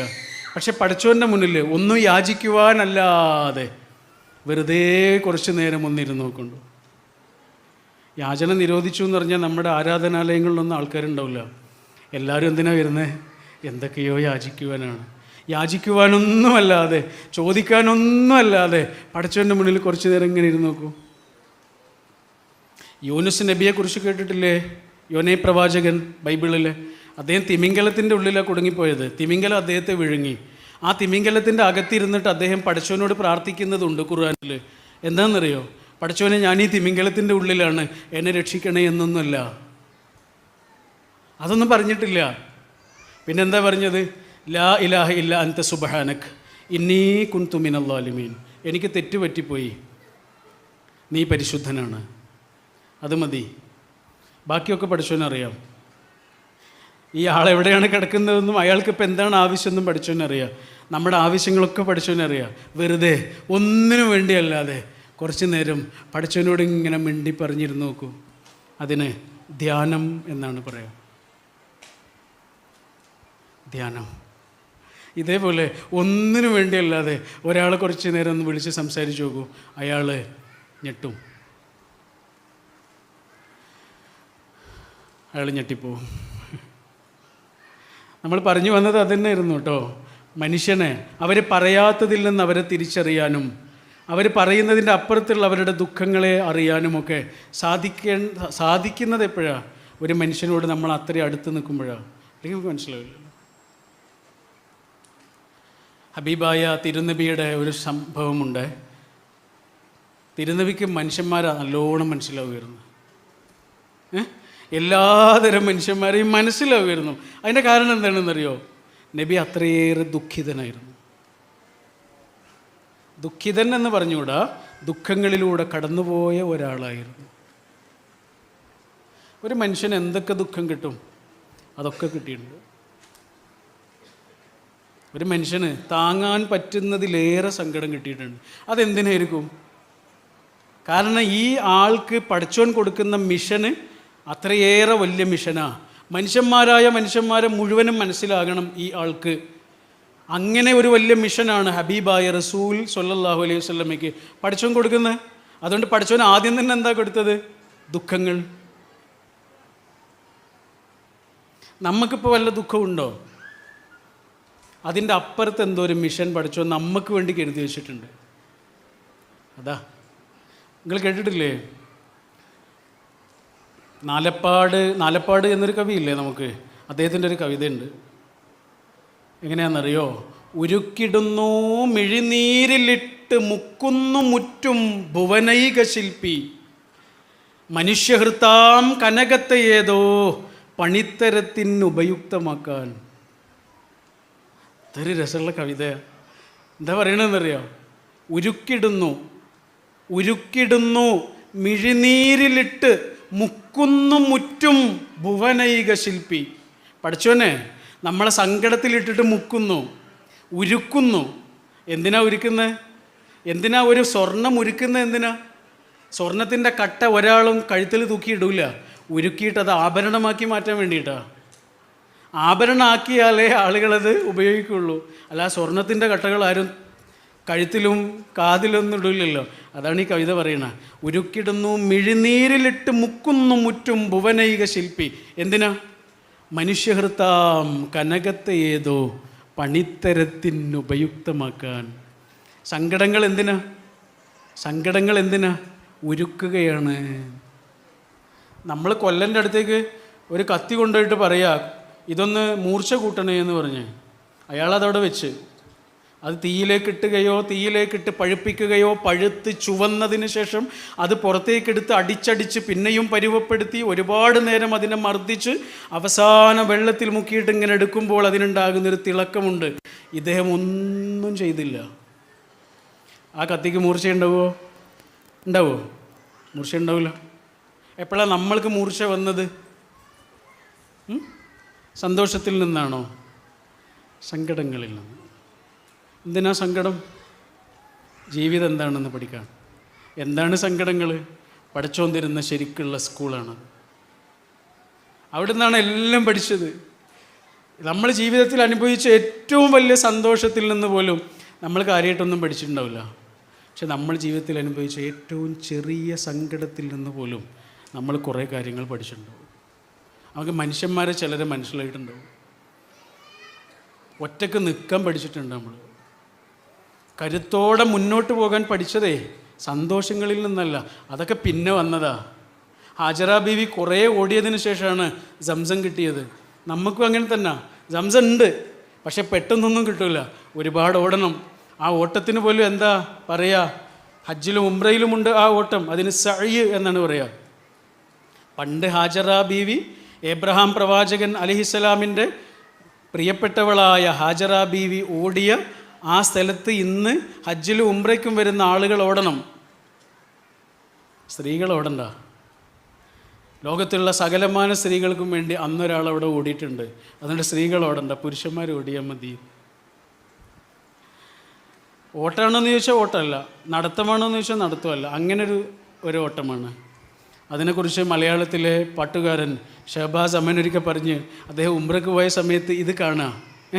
ഓട്ടമാണോയെന്ന് ചോദിച്ചാൽ ഓട്ടമല്ല, നടത്തമാണോയെന്ന് ചോദിച്ചാൽ നടത്തമല്ല. അതിങ്ങനെ കണ്ടു നിൽക്കുമ്പോൾ അദ്ദേഹം പറയുക, ഇത് ഞാൻ എവിടെയോ കണ്ടിട്ടുണ്ട്. അദ്ദേഹം ഒരുപാട് ആലോചിച്ചിട്ട് അത് ഡിറ്റക്റ്റ് ചെയ്തു. എന്നിട്ട് അദ്ദേഹം പറയണത് എന്താണെന്നറിയോ? ഇതെനിക്ക് ഓർമ്മയുണ്ട്. ഇത് തൊട്ടിലിൽ ഇട്ട കുഞ്ഞിനും അടുപ്പത്ത് വെച്ച കഞ്ഞിക്കലത്തിനും ഇടയിലൂടെ എൻ്റെ ഉമ്മ ഓടിയ ഓട്ടമാണ്. ഓട്ടമാണോ എന്ന് ചോദിച്ചാൽ ഓട്ടമല്ല, നടത്തമാണോ എന്ന് ചോദിച്ചാൽ നടത്തവുമല്ല. അത് ഇവിടെ കുട്ടികൾ കരയുന്നില്ലേ? ഇല്ലേ? അത് ഈ പ്രസംഗത്തിൻ്റെ ഭാഗമാണ് എന്ന് വിചാരിച്ചാൽ മതി കേട്ടോ. അത് ശല്യമായിട്ടോ കോലാഹലമായിട്ടോ ഒരിക്കലും വിചാരിക്കരുത്. കാരണം ആ ഉമ്മ അനുഭവിക്കുന്നൊരു പ്രയാസമുണ്ട് അതിൻ്റെ പേരിൽ. അതുകൊണ്ട് അതൊക്കെ നമ്മളെ പ്രസംഗത്തിൻ്റെ ഭാഗമാണെന്ന് വിചാരിച്ചാൽ മതി. നമ്മുടെ BGM ആണെന്ന് വിചാരിച്ചാൽ മതി. ഒരുപാട് ഓട്ടങ്ങൾക്ക് ഒടുവിലാണ് ഹാജറ ബീവിക്ക് സംസം കിട്ടിയിട്ടുള്ളത്. ആദ്യം തന്നെ സംസം ഇല്ലല്ലോ. ഉരുക്കിടുന്നു മിഴിനീരിലിട്ട് മുക്കുന്നു മുറ്റും ഭുവനൈക ശില്പി മനുഷ്യഹൃത്താം കനകത്തെ ഏതോ പണിത്തരത്തിനുപയുക്തമാക്കാൻ. അതായിരുന്നു റസൂൽ. സങ്കടങ്ങളിലൂടെയാണ് കൊണ്ടുപോയത് പഠിച്ചോൻ. വാപ്പയെ കണ്ടിട്ടില്ലാത്തൊരു കുട്ടിയാണ്, അച്ഛനെ കണ്ടിട്ടില്ലാത്തൊരു കുട്ടിയുടെ സങ്കടത്തിൽ വലുതായിരിക്കും. ആലോചിച്ചു. കൂടെയുള്ള കുട്ടിയുടെയൊക്കെ അച്ഛനെ കുറിച്ച് പറയുക, വാപ്പയെക്കുറിച്ച് പറയുന്നത് കേൾക്കുമ്പോൾ ആ കുട്ടി അനുഭവിക്കുന്നൊരു മിസ്സിങ് ഉണ്ട്, വലിയൊരു മിസ്സിങ്. ലോകത്ത് മറ്റൊന്നിനെ കൊണ്ടും പൂരിപ്പിക്കാൻ കഴിയാത്തൊരു മിസ്സിങ് ആണല്ലോ. ആ വാപ്പയുടെ ഖബറ് കാണാൻ വേണ്ടി ഉമ്മയുടെ കൂടെ പോയതാ 8 വയസ്സുള്ളപ്പോൾ. ആ കുട്ടി തിരിച്ചു വരുമ്പോൾ മരുഭൂമിയിൽ വെച്ച് ഉമ്മയും മരിച്ചു. വാപ്പയും ഉമ്മയും ഇല്ലാതെ വളർന്ന കുട്ടിയാണ്. എത്ര ചെറിയ പ്രായത്തിലാണ്? 8 വയസ്സായിരുന്നു ആ കുട്ടിക്ക്, ഉമ്മാക്ക് 22 വയസ്സും. അതുകൊണ്ട് വാപ്പയില്ലാത്ത ഒരാളെ നബിക്ക് വേഗം മനസ്സിലാവും. നമ്മളിൽ കുറച്ച് ആളുകൾക്ക് മനസ്സിലാവും അല്ലേ? വാപ്പ നഷ്ടപ്പെട്ടവർക്ക് മനസ്സിലാവും. എനിക്കത് ആ സങ്കടം എന്താണെന്ന് മനസ്സിലായത് 2015 ജൂൺ മാസം 12-നാണ്. ഉപ്പല്ലാതാകുക എന്ന് പറഞ്ഞാൽ എന്താണെന്ന് മനസ്സിലായത്. ഉമ്മല്ലാതാകുന്ന ഒരാളുടെ സങ്കടം എന്താണെന്ന് റസൂലിനറിയാം. കാരണം റസൂൽ അത് അനുഭവിച്ചിട്ടുണ്ട്. നമ്മളിൽ പലർക്കും അറിയായിരിക്കും. എനിക്കത് മനസ്സിലായത് 2013 ഓഗസ്റ്റ് 28-നാണ്. ഉമ്മല്ലാതാവുക എന്ന് പറഞ്ഞാൽ എന്താണ്? ഒരു യാത്രയൊക്കെ കഴിഞ്ഞ് നാട്ടിലേക്ക് തിരിച്ചു വരുമ്പോഴാണ് ഇങ്ങനെ ആലോചിക്കും, വേഗം ചെന്ന് ഉമ്മയുടെ അടുത്ത് പോകുക അല്ലെങ്കിൽ വാപ്പയുടെ അടുത്ത് പോകുക എന്നൊക്കെ ഒരു അനുഭവം ഉണ്ടല്ലോ. അതില്ലാതാകുമ്പോഴേ ഉമ്മ അസ്സലാമു അലൈക്കും എന്ന് പറഞ്ഞിട്ട് കയറിച്ചെല്ലാൻ ഒരാളില്ലാതാവുക എന്ന് പറഞ്ഞാലേ അത് അനുഭവിച്ചെന്നെ അറിയണം. ഇടയ്ക്ക് വാപ്പയുടെ ഉമ്മയുടെയും കബറ് കാണാൻ പോകുമ്പോൾ അടുത്തടുത്താണ് കബറ്, വാപ്പയുടെ ഉമ്മയുടെയും കബർ അടുത്തടുത്ത്. അപ്പം ഇങ്ങനെ ചെല്ലുമ്പോൾ അവിടെ ഇങ്ങനെ നിൽക്കുമ്പോൾ ആലോചിക്കും, ചീത്ത പറയാനെങ്കിലും അവരൊന്നും ഉണ്ടായാൽ മതിയായിരുന്നു. വഴക്കൊക്കെ പറഞ്ഞോട്ടെ,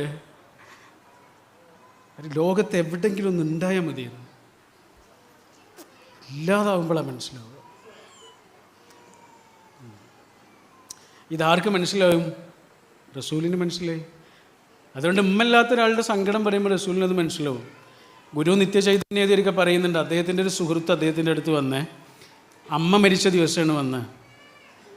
അമ്മ മരിച്ച ദുഃഖമൊക്കെ ഗുരുവിൻ്റെ അടുത്ത് വന്നു. ഗുരുവിനെ കെട്ടിപ്പിടിച്ച് കുറേ നേരം കരഞ്ഞു. കുറേ സമയമായിട്ട് ഇയാൾ തിരിച്ചു പോകുന്നില്ല. അപ്പോൾ ഗുരു ചോദിച്ചു, എന്തേ പോകുന്നില്ലേ, വീട്ടിലേക്ക് പോകുന്നില്ലേ എന്ന് ചോദിച്ചു. അപ്പോൾ ഇയാൾ പറഞ്ഞു, ഏത് വീട്? അമ്മയില്ലാത്ത വീടൊരു വീടാണോ? അതൊരു കെട്ടിടമല്ലേ എന്ന് ചോദിച്ചു. ഭാര്യ മരിച്ച ഒരാളുടെ ദുഃഖം നബിക്ക് മനസ്സിലാവും. കാരണം നബിയുടെ ഭാര്യ നബിയുടെ കൺമുന്നിൽ വെച്ച് മരിച്ചു പോയിട്ടുണ്ട്. മക്കൾ മരിച്ചു പോയ ഒരാളുടെ ദുഃഖം എന്താണെന്ന് നബിക്ക് മനസ്സിലാവും. കാരണം നബിയുടെ കൺമുന്നിൽ വെച്ച് മക്കൾ മരിച്ചിട്ടുണ്ട്.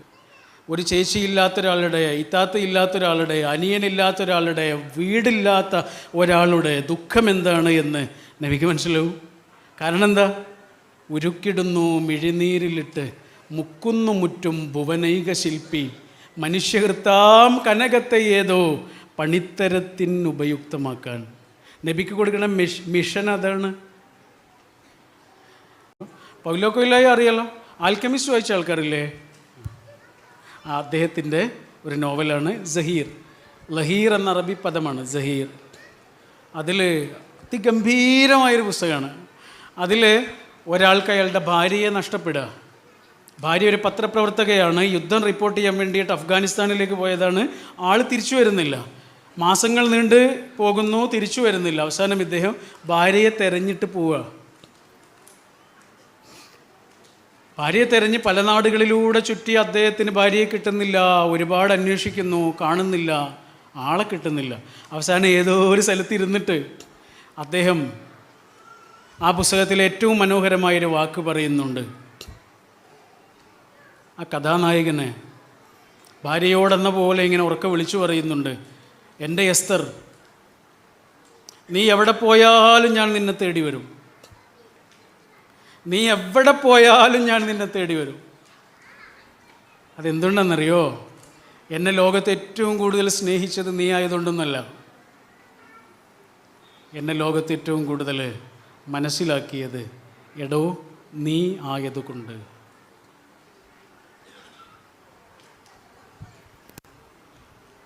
ബൈബിളിലെ ഒരു കഥയുണ്ട്. ഒരു രാജാവിനെ കുറിച്ച് ഒരു പ്രവാചകൻ കാണുന്ന ദർശനമാണ്. ഭയങ്കര ബ്യൂട്ടിഫുള്ളാണ്. എന്താണെന്നറിയോ? ഒരു ശില്പം. ആ ശില്പത്തിൻ്റെ എല്ലാ അവയവങ്ങളും ലോഹങ്ങൾ കൊണ്ടാണ് നിർമ്മിച്ചിരിക്കണത്. ലോഹങ്ങൾ കൊണ്ടാണ് നിർമ്മിച്ചിരിക്കുന്നത്. ഇരുമ്പ് കൊണ്ടൊക്കെയാണ് നിർമ്മിച്ചിരിക്കുന്നത് എല്ലാ അവയവവും. പക്ഷേ കാൽപാദമില്ലേ, കാൽപാദം, ആ കാൽപാദം ഉണ്ടാക്കിയിരിക്കണത് എങ്ങനെയാണെന്നറിയാം? കളിമണ്ണുണ്ട്. ശരിക്കും കാൽപാദമല്ലേ ലോഹം കൊണ്ടുണ്ടാക്കേണ്ടത്, അല്ലേ? അവിടെയല്ലേ നമ്മൾ നിൽക്കുന്നത്. പക്ഷെ കാൽപാദം ഉണ്ടാക്കിയിരിക്കുന്നത് കളിമണ്ണുണ്ട്. എന്താ? എത്ര ശക്തനായ മനുഷ്യനും ചെറിയ പ്രലോഭനങ്ങളിൽ തട്ടി വീഴും. എത്ര ശക്തനായ മനുഷ്യനാണെന്ന് പറഞ്ഞോളൂ. ചെറിയ പ്രലോഭനങ്ങളിൽ തട്ടി മുറിയുന്ന, വേദനിക്കുന്ന, പിടഞ്ഞു മറിയുന്ന, പിന്നെയും അവിടുന്ന് എഴുന്നേറ്റ് അടുത്ത പ്രലോഭനത്തിൽ തട്ടി വീഴുന്ന അത്രയും ദുർബലനാണ് മനുഷ്യൻ. ഏത് മനുഷ്യൻ? നമ്മുടെ ജീവിതത്തിലേക്ക് വരുന്ന മനുഷ്യൻ. അത് ഇണയായിട്ടോ, മക്കളായിട്ടോ, സുഹൃത്തായിട്ടോ, ആരായിട്ടോ.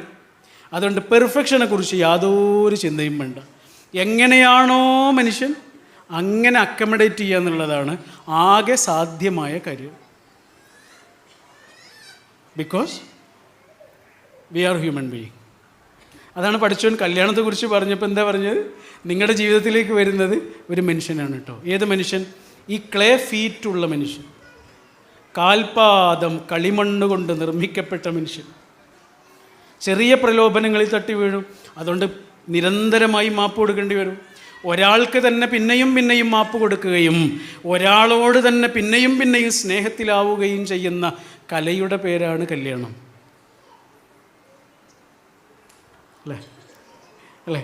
ഒരാളോട് തന്നെ പിന്നെയും പിന്നെയും സ്നേഹത്തിലാവുകയും ഒരാൾക്ക് തന്നെ പിന്നെയും പിന്നെയും പിന്നെയും പിന്നെയും മടുക്കാതെ മാപ്പ് കൊടുക്കുകയും ചെയ്യുന്ന കലയുടെ പേരാണ് കല്യാണം.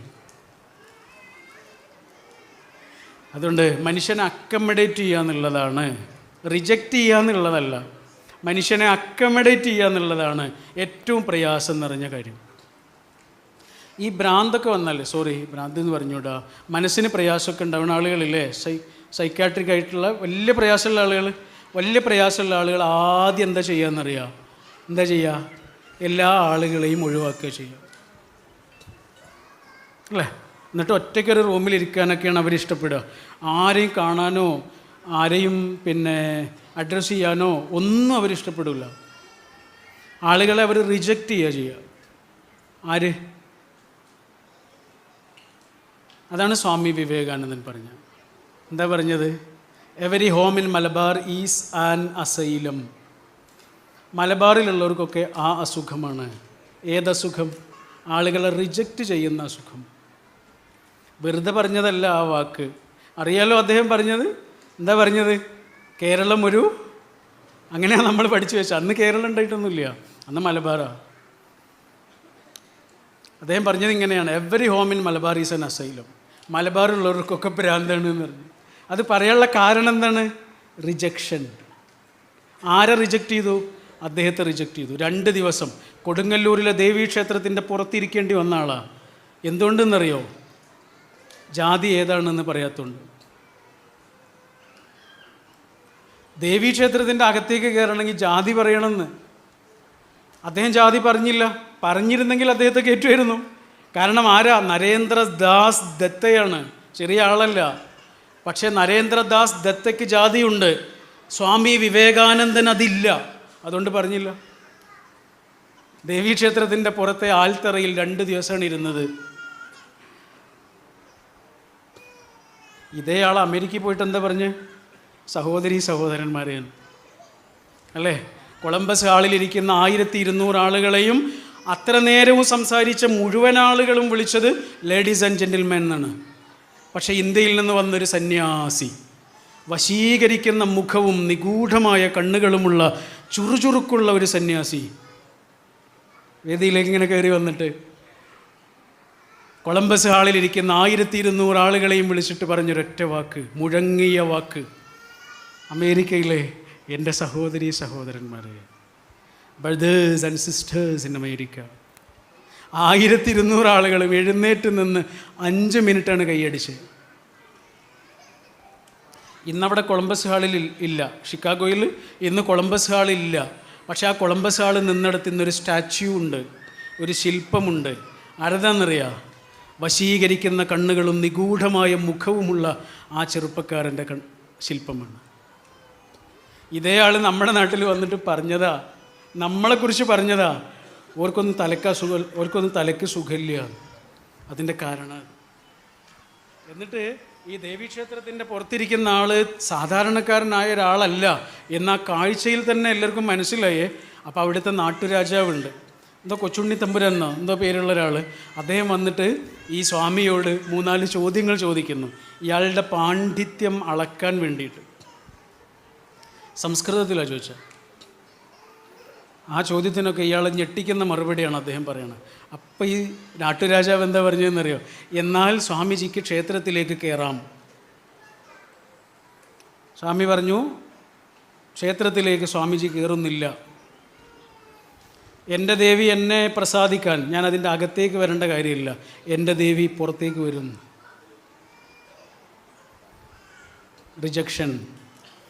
റിജക്ഷനെ ആളുകളെ അക്കമഡേറ്റ് ചെയ്യാത്ത സ്വഭാവമില്ലേ?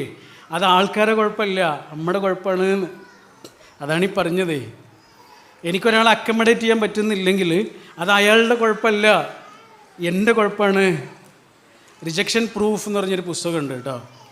How I beat my fear and become invincible through 100 days of rejection എന്ന് പറഞ്ഞൊരു പുസ്തകമുണ്ട്. ഭയങ്കര രസമുള്ളൊരു ബുക്കാണ്. ഒരു ജാപ്പനീസ് എഴുത്തുകാരൻ്റെതാണ്. അദ്ദേഹം എന്താ ചെയ്യുന്നതെന്നറിയോ? അദ്ദേഹത്തിന് ഒരിക്കലും കിട്ടാൻ സാധ്യതയില്ലാത്ത സാധനങ്ങളൊക്കെ ചെന്നിട്ട് ചോദിക്കുക. അപ്പോൾ ആളുകൾ എന്ത് ചെയ്യും? റിജക്റ്റ് ചെയ്യും. അങ്ങനെ റിജക്ഷൻ എക്സ്പീരിയൻസ് ആണ്. അതാണ് അദ്ദേഹം പറയണത്. How I beat my fear and become invincible. Invincible എന്നല്ലേ അല്ല ആർജവുള്ള ആൾക്ക് പറയാം. I become invincible through 100 days of rejection. Reject ചെയ്യപ്പെട്ട് അദ്ദേഹം ജീവിതം പഠിച്ചതിൻ്റെ എക്സ്പീരിയൻസ് എഴുതിയ പുസ്തകമാണ്. ആളുകളെ അക്കമഡേറ്റ് ചെയ്യാനാണ് പ്രയാസം. റിജക്റ്റ് ചെയ്യാൻ വളരെ എളുപ്പമാണ്. മാനസികമായി പ്രയാസമുള്ള ഒരാൾക്ക് പോലും അത് എളുപ്പമാണ്. അതുകൊണ്ട് നമ്മൾ ഈ ഹൃദയം വികസിക്കുക, ഹൃദയം വലുതാകുക എന്നൊക്കെ പറയില്ലേ, മനസ്സ് വലുതാകുക എന്നൊക്കെ പറയില്ലേ. മനസ്സ് വലുതാകുന്നുണ്ടോ? ഹൃദയം വലുതാകുന്നുണ്ടോ? ഹൃദയം വലുതാകുന്നൊന്നുമില്ല. അതൊരു പമ്പിങ് ഏജൻറ്റ് മാത്രമാണ്. ഹൃദയം വലുതാകുന്നില്ല. പിന്നെ എന്താണ് വലുതാകുന്നത്? നമ്മുടെ ബുദ്ധിയാണ് വികസിക്കുന്നത്. നമ്മുടെ ബ്രെയിൻ സെൽസിനുണ്ടാവുന്ന ഇലുമിനേഷൻ്റെ പേരാണ് മനസ്സ് വലുതാകുക എന്ന് പറയുന്നത്. ഞാനൊരു സംഭവം പറയാം കേട്ടോ. ചൂടെടുക്കുന്നുണ്ട്, ഞാൻ മാക്സിമം പെട്ടെന്ന് അവസാനിപ്പിക്കാം കേട്ടോ. പക്ഷെ പുറത്തെ ആൾക്കാരുണ്ട്. ഞാൻ അവരെക്കുറിച്ച് തന്നെ ആലോചിച്ചുകൊണ്ടിരിക്കണം. കാരണം ഞാൻ കുറച്ച് നേരം പുറത്തിരുന്നപ്പോൾ എനിക്ക് മനസ്സിലായിട്ടുണ്ട്, അത് ചിലപ്പോൾ അവിടെ കുട്ടികളൊക്കെ ഉണ്ടാവും. ഉള്ളു കയറി ആ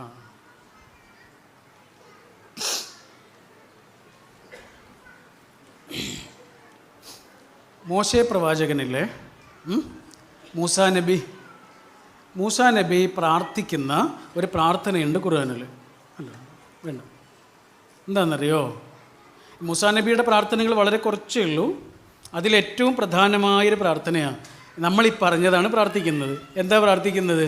പടച്ചോനെ എൻ്റെ മനസ്സൊന്ന് വലുതാക്കി തരണമേ, എൻ്റെ മനസ്സ്, എൻ്റെ ഹൃദയം ഒന്ന് വിശാലമാക്കി തരണേ. ഇതെപ്പോഴാണ് പ്രാർത്ഥിക്കുന്നതെന്നറിയോ? ആ നാട്ടിലെ ധിക്കാരിയായൊരു രാജാവുണ്ട്. ധിക്കാരിയും അഹങ്കാരിയുമായൊരു രാജാവുണ്ട്. ഫറോവയാണ്. ഫറോവയുടെ അടുത്തേക്ക് മൂസാ നബി പടച്ചവൻ്റെ ദൂതുമായി പോവുക. ആ സമയത്ത് മൂസാ നബി പടച്ചവനോട് പ്രാർത്ഥിക്കുകയാണ്, പടച്ചോനെ എൻ്റെ മനസ്സൊന്ന് വലുതാക്കി തരണേ. കാരണം എന്താണ്? ഞാൻ പറയുന്നത് അയാൾ സ്വീകരിക്കില്ല, അയാൾക്ക് ദേഷ്യം വരും. അയാൾ എന്നോട് എന്തായാലും ദേഷ്യപ്പെടും. കാരണം അയാളുടെ ഉപ്പും ചോറും കഴിച്ച് വളർന്ന ആളാണ് ഞാൻ. അയാൾ എന്നെ പോറ്റി വളർത്തിയതാ. എന്നിട്ട് അയാളുടെ അടുത്തേക്ക് ചെന്നിട്ട് ഞാൻ പറയണം നിങ്ങളല്ല പടച്ചോൻ, വേറൊരു പടച്ചോൻ ഉണ്ട് എന്ന് പറയണം. എന്തായാലും അയാൾക്ക് എന്നോട് ദേഷ്യം വരും. അതുകൊണ്ട് പടച്ചോനെ, അയാൾ ദേഷ്യപ്പെടുമ്പോൾ, അയാൾ എന്നെ തിരസ്കരിക്കുമ്പോൾ, അയാൾ എന്നോട് ധിക്കാരം പറയുമ്പോൾ എൻ്റെ മനസ്സൊന്ന് വലുതാക്കി തരണമേ. ശരിക്കും മൂസാ നബി പ്രാർത്ഥിക്കേണ്ട പ്രാർത്ഥന എന്തായിരുന്നു എന്ന് ആലോചിച്ചു. ശരിക്കും പ്രാർത്ഥിക്കേണ്ടത് എന്തായിരുന്നു? പടച്ചോനെ, ഞാൻ ഈ പറയുന്ന കാര്യം സ്വീകരിക്കാൻ അയാളുടെ മനസ്സൊന്ന് വിശാലമാക്കി കൊടുക്കണേ എന്ന് പ്രാർത്ഥിച്ചുകൂടായിരുന്നു? അങ്ങനെ പ്രാർത്ഥിച്ചുകൂടായിരുന്നു? നടക്കൂല. എല്ലാവരും നമ്മൾക്കനുസരിച്ച് പോസിറ്റീവ് ആകണമെന്ന് വിചാരിച്ചാലേ നടക്കൂല. പിന്നെ ആകെ ചെയ്യാവുന്ന എന്താണ്? എല്ലാ ടൈപ്പ് മനുഷ്യന്മാരെ അക്കമഡേറ്റ് ചെയ്യാൻ കുറച്ച് നമ്മളൊന്ന് വഴങ്ങുക എന്നുള്ളത് മാത്രമേ നടക്കുള്ളൂ. അതാണ് ഈ പ്രാർത്ഥന. പഠിച്ചോനെ, എൻ്റെ മനസ്സൊന്ന് വിശാലാക്കി തരണേ. അയാൾ എന്നെ ദേഷ്യം പിടിപ്പിക്കുന്ന വർത്തമാനങ്ങളൊക്കെ പറയും. ആ സമയത്ത് എനിക്ക് ദേഷ്യം വരരുതേ. വന്നില്ല. ഫറോവ മൂസാ നബിയോട് ചോദിക്കുന്നൊരു ചോദ്യമുണ്ട്. എന്താണെന്നറിയാം? മൂസാ, നീ കുറേ നേരമായല്ലോ പഠിച്ചോൻ എന്ന് പറയണേ, ഇതെന്താണ് സാധനം? ആരാണ് എന്നല്ല, ആരാണ് എന്നാണെങ്കിൽ അതിൻ്റെ ഉള്ളിലൊരു ആദരവുണ്ട്. എന്താണ് എന്ന് ചോദിച്ചാലോ അതിലെല്ലാ ധിക്കാരവുമുണ്ട്. അങ്ങനെയാണ് ചോദ്യം. നീ കുറേ നേരമായല്ലോ പഠിച്ചോനെ എന്ന് പറയുന്നത്, ഇതെന്താണ് സാധനം എന്ന് ചോദിച്ചു. നിൻ്റെ പഠിച്ചോനില്ലേ, അതെന്താണ് സാധനം? നിൻ്റെ പഠിച്ചോന് എന്നാണ് ചോദ്യം. എൻ്റെ പഠിച്ചോന് എന്നല്ലേ ഉത്തരം പറയേണ്ടത്, അല്ലേ? അങ്ങനെയല്ല പറഞ്ഞത്. പിന്നെന്താ പറഞ്ഞത്? എന്താണ് നിൻ്റെ പടച്ചോൻ എന്ന് ചോദിച്ചപ്പോൾ മൂസാ നബിയുടെ മറുപടി, പുഞ്ചിരിച്ചു കൊണ്ടുള്ള മറുപടി, ഇതിഹാസ തുല്യമായ മറുപടി. അല്ല ഫിറോൻ, അല്ല ഫറോവ, എൻ്റെ പഠിച്ചോനും നിൻ്റെ പഠിച്ചോനൊന്നുമല്ല. അങ്ങനെയൊന്നും പഠിച്ചോനൊന്നുമില്ല. നിൻ്റെ പഠിച്ചോൻ എൻ്റെ പഠിച്ചോനൊന്നുമില്ല. നമുക്ക് എല്ലാവർക്കും കൂടി ഒരു പഠിച്ചോനേ ഉള്ളൂ. റബ്ബുന, റബ്ബുക്ക എന്നാണ് ചോദ്യം. രണ്ടാളുണ്ട്, മൂസാ നബിയും മൂസാ നബിയുടെ അനുജനുമുണ്ട്. അതെന്തുകൊണ്ടാണെന്നറിയോ? ഈ മൂസാ നബിക്ക് സംസാരത്തിന് ചെറിയൊരു പ്രയാസം ഉണ്ടായിരുന്നു. വിക്ക് ഉണ്ടായിരുന്നു. ബൈബിളിൽ വിക്ക് തന്നെയാണ് പറയുന്നത്. വിശുദ്ധ ഖുർആനിൽ ഇതിൻ്റെ സൂചനകളാണുള്ളത്. സംസാരിക്കാൻ പ്രയാസം ഉണ്ടായിരുന്നു. അപ്പോൾ ആരെ കൊടുത്തു? സഹോദരനെ സഹായിയായി കൊടുത്തു. സഹോദരനും പ്രവാചകനാണ്. ആലോചിച്ച് നോക്കണം. നമ്മൾ നേരത്തെ പറഞ്ഞില്ലേ, ഏറ്റവും പെർഫെക്ഷൻ നമ്മൾ ആഗ്രഹിക്കുന്ന ആളുകളാണ് പ്രവാചകന്മാർ. ആ പ്രവാചകനിൽ ഒരാൾക്ക് പഠിച്ചോന് ചെറിയൊരു പ്രയാസമുള്ള ഒരാളായിരുന്നു അദ്ദേഹം. പക്ഷെ അതൊരു പരിമിതിയാണോ? അതൊരു പരിമിതിയേ അല്ല. അതുകൊണ്ടാണ് എറണാകുളത്ത് അഞ്ചപ്പം എന്നൊരു ഹോട്ടലുണ്ട്. ആ ഹോട്ടലിൻ്റെ ചുമരിൽ എഴുതി വെച്ചിട്ടുണ്ട്, വിക്ക് ഒരു വൈകല്യമല്ല, സംസാര രീതിയാണ്. വിക്ക് വൈകല്യമല്ല, സംസാര രീതിയാണ്. സച്ചിദാനന്ദൻ്റെ കവിതയാണത്. വിക്ക് വൈകല്യമല്ല, അതൊരു സംസാര രീതിയാണ്. മൂസാ നബി വളരെ പെർഫെക്ഷൻ ആവേണ്ട ഒരാളല്ലേ. അദ്ദേഹത്തിന് ചെറിയൊരു പ്രയാസമുണ്ടായിരുന്നു. പക്ഷേ അതുകൂടി അടങ്ങുന്നതാണൊരു മനുഷ്യൻ എന്ന സൂചനയാണത്. അതുകൂടി അടങ്ങുന്നതാണ് പെർഫെക്ഷൻ, മനുഷ്യൻ്റെ പെർഫെക്ഷൻ. അപ്പോൾ ഫറോവയുടെ ചോദ്യം, മൂസാ നബിയുടെ ഉത്തരം, നിൻ്റെ പഠിച്ചോൻ എന്താണ് എന്നാണ് ചോദ്യം. എൻ്റെ പഠിച്ചോനല്ല, നമ്മുടെ പഠിച്ചോൻ. ഫറോവ നമ്മുടെ പഠിച്ചോൻ. എൻ്റെ പഠിച്ചോനും നിൻ്റെ പഠിച്ചോനും അല്ല, നമ്മുടെ പഠിച്ചോൻ. റബ്ബുന അല്ലദീ അഅ്താ കുല്ല ശൈഇൻ ഖൽഖഹു സുമ്മ ഹദാ. ആ പഠിച്ചോൻ ആരാ? എല്ലാവരെയും സൃഷ്ടിക്കുകയും അവർക്ക് വേണ്ട വെളിച്ചം എന്താണ് എന്ന് കാണിച്ചു കൊടുക്കുകയും ചെയ്ത ആളാണ്. എന്തായിരുന്നു ആദ്യത്തെ പ്രാർത്ഥന? എൻ്റെ മനസ്സ് വിശാലമാക്കി തരണേ. മനസ്സ് വിശാലമായി, അക്കമഡേറ്റ് ചെയ്തു. എന്നോടൊരാൾ ചൂടാകുന്നു, ദേഷ്യപ്പെടുന്നു, ഞാൻ തിരിച്ചും ചൂടാവുകയാണെങ്കിൽ അതിൻ്റെ അർത്ഥം എന്താണ്? എൻ്റെ ദേഷ്യം നിയന്ത്രിക്കാൻ അയാൾക്ക് കഴിയുന്നു എന്നാണ്. എൻ്റെ ഇമോഷൻസിനെ നിയന്ത്രിക്കാൻ്റെ റിമോട്ട് അയാളുടെ കയ്യിലായി. ഞാൻ അയാൾക്കനുസരിച്ച് ദേഷ്യപ്പെടാൻ തുടങ്ങിയല്ലോ. അപ്പോൾ മനുഷ്യനെ അക്കമഡേറ്റ് ചെയ്യുക എന്നുള്ളതാണ്, റിജക്റ്റ് ചെയ്യുക എന്നുള്ളതല്ല ബുദ്ധി വളർച്ചയുടെ അടയാളം. അതുകൊണ്ടാണ് പണ്ടൊക്കെ നമ്മുടെ സിനിമയാവട്ടെ ഒക്കെ എന്തായിരുന്നു, ആളുകളുടെ അപ്പിയറൻസിനെ കളിയാക്കലായിരുന്നല്ലോ. നമ്മുടെ തമാശകൾ പോലും എന്തായിരുന്നു, ആളുകൾ അപ്പിയറൻസിനെ കളിയാക്കലായിരുന്നു. തടിയുള്ള ആൾ, തടിയില്ലാത്ത ആൾ, ഇവർക്കൊക്കെ നമ്മൾ പേരിട്ടിരുന്നു. സംസാരിക്കാൻ പ്രയാസമുള്ള ഒരാൾക്ക് പേരിട്ടിരുന്നു. കണ്ണിനെന്തെങ്കിലും പ്രശ്നമുള്ള ഒരാൾക്ക് നമ്മൾ പേരിട്ടിരുന്നു. ചുണ്ടിനെന്തെങ്കിലും പ്രശ്നമുള്ള ഒരാൾക്ക് നമ്മൾ പേരിട്ടിരുന്നു. നമുക്ക് ആളുകളുടെ അപ്പിയറൻസ് ആയിരുന്നു പ്രധാനം. അതിനെ കളിയാക്കുന്ന തമാശകൾക്ക് നമ്മൾ കൈയടിക്കുകയും ചെയ്തു. എന്നാൽ പുതിയ കുട്ടികൾ അതിന് കൈയടിക്കില്ല. അതുകൊണ്ട് തമാശകളുടെ രൂപം തന്നെ മാറാൻ തുടങ്ങി. തടിയുള്ളവർ, മുടിയില്ലാത്തവർ, തടി കുറഞ്ഞവർ, ഇവരെ ഒക്കെ നായകന്മാരാകുന്ന കാഴ്ചയാണ് പിന്നീട് കാണാൻ തുടങ്ങിയത്. അതിന് കൈയടിക്കാൻ തുടങ്ങി അല്ലേ? ഫീലിംഗ് ത്രൂ എന്ന് പറയും ഇംഗ്ലീഷിൽ അല്ലേ? ഫീലിംഗ് ത്രൂ കമ്പാഷനാണത്. ഒരാൾ എന്താണോ അനുഭവിക്കുന്നത് അത് നമ്മൾ അനുഭവിക്കുന്നത് പോലെ അയാളെ മനസ്സിലാക്കുക. അതാണ് ഫീലിംഗ് ത്രൂ. പുതിയ കുട്ടികൾക്ക് അതിന് കഴിയുന്നുണ്ട്. LKGയിലെ കുട്ടിക്ക് പോലും കഴിയുന്നുണ്ട്. കാലിന് വയ്യാത്ത കുട്ടി ഉണ്ടെങ്കിൽ കൂടെ അവനെ വാഷ്റൂമിലേക്ക് എടുത്തുകൊണ്ട് പോകും LKGയിലെ കുട്ടി. നമ്മൾ അവനൊരു പേരിടും. തലമുറയൊക്കെ മാറി. കുട്ടികൾ നമ്മളെക്കാൾ നല്ല കുട്ടികൾ. നമ്മുടെ നാട്ടിലുള്ള മുഴുവൻ പാലിയേറ്റീവ് ക്ലിനിക്കുകളിലും ചെന്ന് നോക്കൂ, അവിടെയൊക്കെ ആരാ? നമ്മുടെ ഈ കുട്ടികളാണ്. ഒരിക്കൽ അരീക്കോട് ആണെന്ന് തോന്നുന്നു, മലപ്പുറം ജില്ലയിൽ അരീക്കോട് ഒരു കോഫി ഷോപ്പിൽ ചായ കുടിച്ചിട്ട് എൻ്റെ ഒരു സുഹൃത്തിനെ കാത്തിരിക്കുമ്പോൾ കുറേ ആളുകൾ വന്നു പോകുന്നതിനിടയിൽ ഒരു കോളേജ് വിദ്യാർത്ഥി കയറി വരുന്നുണ്ട്.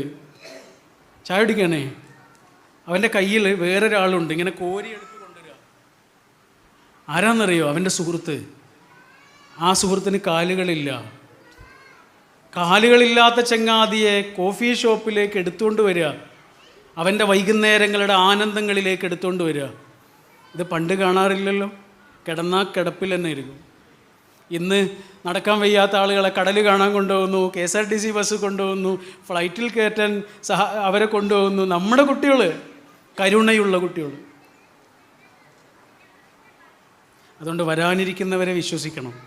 ബൈബിളിലൊരു വാക്കാണത്, അവരെ കുറ്റപ്പെടുത്തരുത്, അവരെ വിശ്വസിക്കണം. നമ്മുടെ കുട്ടികൾക്ക് കൂടുതൽ ഒരുപക്ഷെ നമ്മളെക്കാൾ കരുണയുണ്ട്. ഒരു സ്വാർത്ഥരൊന്നുമല്ല. ഞാൻ എത്രയോ ക്യാമ്പസുകളിൽ പോയിട്ടുണ്ട്, എത്രയോ കുട്ടികളായിട്ട് കണക്ട് ചെയ്യാൻ പറ്റിയിട്ടുണ്ട്. അവരുടെ ഏറ്റവും വലിയ ഗുണമാണ് അവർ സ്വാർത്ഥരല്ല, അത്രയേറെ കരുണയുള്ള കുട്ടികളാണ്. ഒരു മനുഷ്യൻ്റെ ഏറ്റവും വലിയ ഗുണം എന്താ?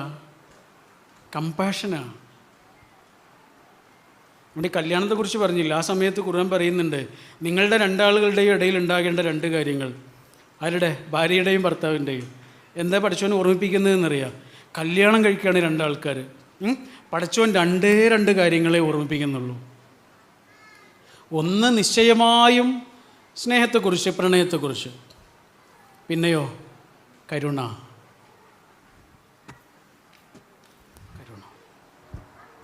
കരുണ എന്നൊരു ഗ്രന്ഥം തന്നെ ഉണ്ട് മലയാളത്തിൽ.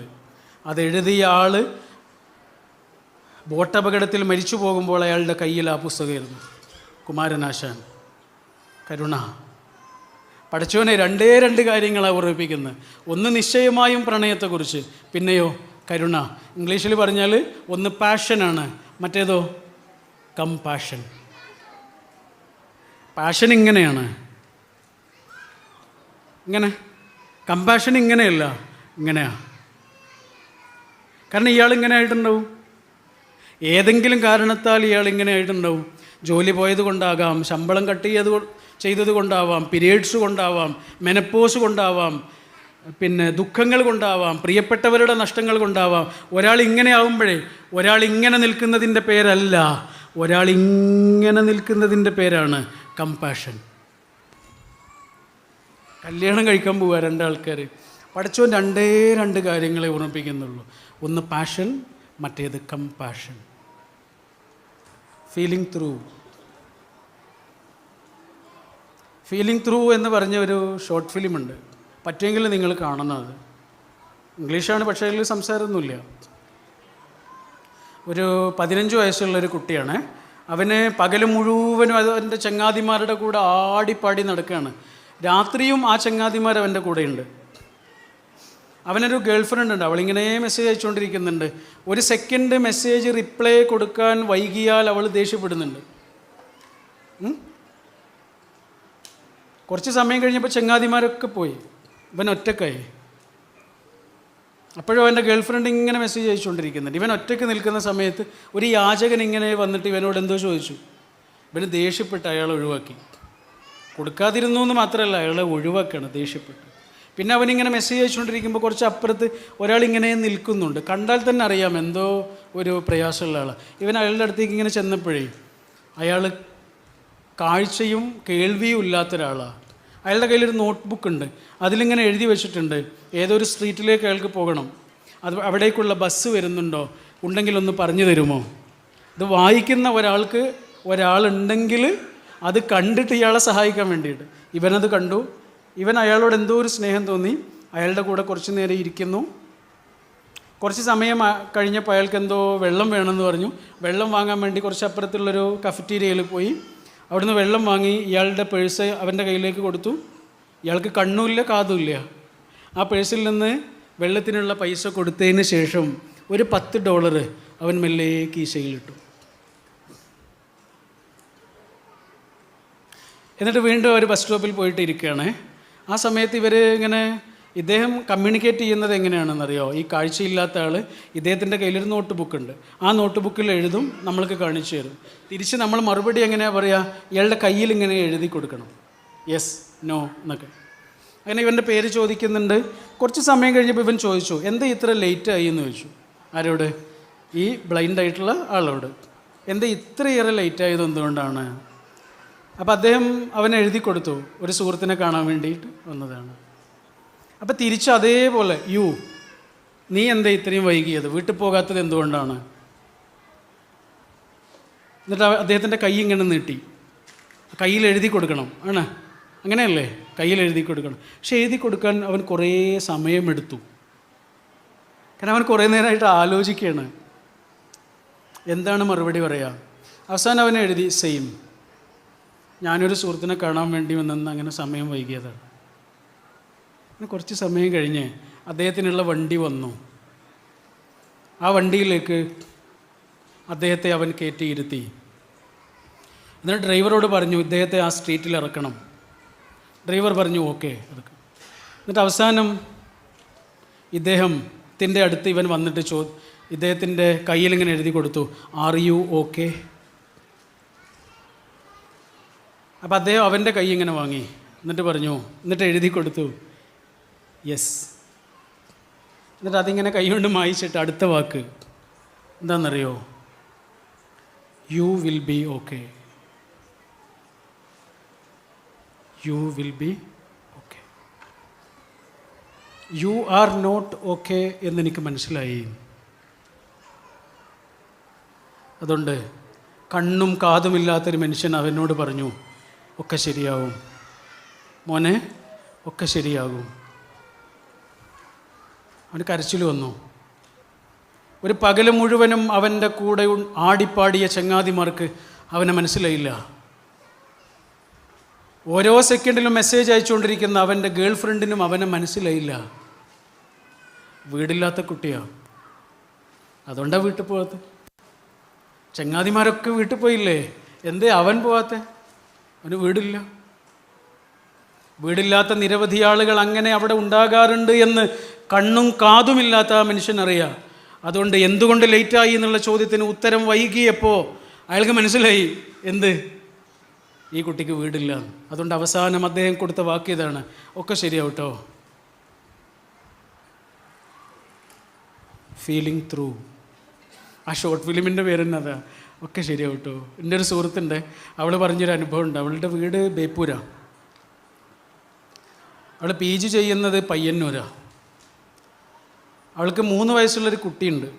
അതുകൊണ്ട് അവൾക്ക് ഹോസ്റ്റലിൽ നിൽക്കാൻ കഴിയില്ല. അവൾ രാവിലെ 5 മണിക്ക് പുറപ്പെട്ട് വൈകിട്ട് 9 മണിക്കും 10 മണിക്കൊക്കെ വീട്ടിൽ തിരിച്ചു വരിക. ഒന്നിനും സമയമില്ല, അവളുടെ മോളെ നോക്കാൻ പോലും സമയമില്ല. നല്ല പ്രയാസമാണ് അവൾക്ക്. കൗൺസിലിംഗ് സൈക്കോളജിയാണ് പഠിക്കുന്നത്. അപ്പോൾ ഒരു ദിവസം ടീച്ചർ ക്ലാസ് എടുക്കുന്നത് ടൈം മാനേജ്മെൻറ്റിനെ കുറിച്ചാണ്.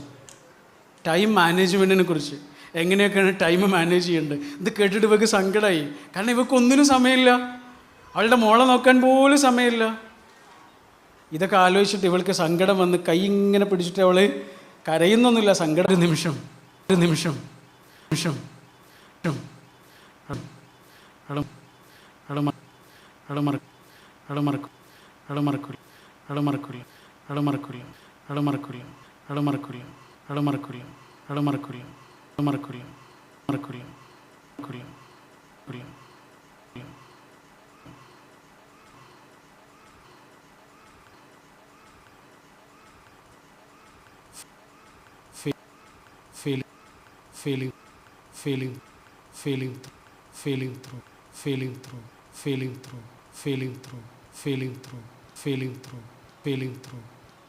ഒരു മനുഷ്യൻ്റെ ഏറ്റവും വലിയ ക്വാളിറ്റി എന്താ?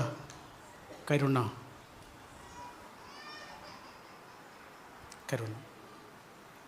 നമ്മൾ നേരത്തെ പറഞ്ഞില്ലേ റസൂലിനെ കുറിച്ച്.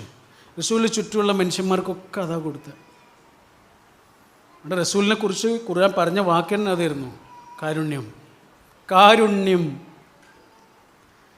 ബിലാലിനെ കുറിച്ച് പറഞ്ഞില്ലേ നേരത്തെ. ബിലാൽ അടിമയായിരുന്നു, അടിമയായി ജീവിച്ച ഒരാളാണ്. ഒരു സ്വാതന്ത്ര്യമില്ലാതെ എല്ലാ പീഡനങ്ങളും സഹിച്ച ആളായിരുന്നു. അദ്ദേഹമാണ് നബിയുടെ അടുത്ത് വരുന്നു, പുതിയൊരു വെളിച്ചം കിട്ടുന്നു, അങ്ങനെ ജീവിതം മാറുന്നു. കുറേ കാലം കഴിഞ്ഞ് നബി ഇല്ലാതായി. നബിയുടെ വിയോഗം. നബിയുടെ ഏറ്റവും ഇഷ്ടപ്പെട്ട ബാങ്കുകാരനായിരുന്നു. ഭയങ്കര ഇഷ്ടമായിരുന്നു നബിക്ക് അദ്ദേഹത്തിൻ്റെ ബാങ്ക്. അങ്ങനെ നബിയുടെ വിയോഗത്തിന് ശേഷം ബിലാൽ ബാങ്ക് കൊടുക്കേയില്ല. എത്ര നിർബന്ധിച്ചിട്ടും ബാങ്ക് കൊടുത്തില്ല. പക്ഷെ ഒരു ദിവസം കുറച്ച് ആളുകൾ, ബിലാലിന് അത്ര ഇഷ്ടപ്പെട്ട ആളുകൾ വന്നിട്ട് ബിലാലിനോട് പറഞ്ഞു, ബിലാൽ ഒന്ന് കേൾക്കണം ഞങ്ങൾക്ക് ആ ബാങ്ക്. ഒരൊറ്റ പ്രാവശ്യം ഒന്ന് കേൾക്കോ, ഒരൊറ്റ പ്രാവശ്യം ഞങ്ങൾക്ക് വേണ്ടിയിട്ടൊന്ന് ബാങ്ക് വിളിക്കോ. എല്ലാവരും നിർബന്ധിച്ചപ്പോൾ ബിലാൽ ബാങ്ക് വിളിക്കാൻ തയ്യാറായി. അങ്ങനെ ബാങ്കിൻ്റെ വചനങ്ങൾ ഇങ്ങനെ ചൊല്ലാൻ വേണ്ടി ഒരുങ്ങി ആ പേരിൽ തട്ടി ബിലാൽ വീണു.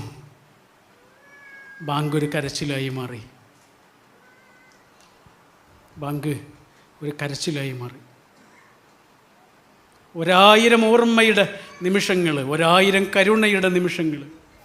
അടിമയായി കഴിഞ്ഞിരുന്നൊരു മനുഷ്യനെ എത്താവുന്ന അത്രയും ഉയർച്ചകളിലേക്ക് പിടിച്ചിരുത്തിയൊരു വലിയ കാരുണ്യത്തെക്കുറിച്ചുള്ള ഓർമ്മയിൽ ബിലാലിൻ്റെ കണ്ഠമിടറി കരഞ്ഞുപോയി. മനുഷ്യനെ കരയിപ്പിക്കാൻ 2 വഴികളുണ്ട് എന്ന് പറഞ്ഞില്ലേ? ഒന്ന് വേദനിപ്പിച്ചാൽ മതി. ആ വേദനിച്ച് ബിലാൽ എത്രയോ കരഞ്ഞിട്ടുണ്ടാവും. ബിലാലിൻ്റെ ഉടമ ബിലാലിനെ എത്രയോ ചവിട്ടിയിട്ടുണ്ട്, മരുഭൂമിയിലൂടെ കെട്ടി വലിച്ചിട്ടുണ്ട്, നെഞ്ചിൽ കല്ല് വെച്ച് വലിച്ചിട്ടുണ്ട്. അപ്പോഴൊക്കെ കരഞ്ഞിട്ടുണ്ടാവും. പക്ഷെ കരയിപ്പിക്കാൻ വേറൊരു മാർഗമുണ്ട്, ഞെട്ടിക്കുന്ന സ്നേഹം. അതാണ് ഇവിടുന്ന് കിട്ടിയത്. കരുണ, മനുഷ്യരായ മനുഷ്യരോട് മുഴുവനും കരുണ.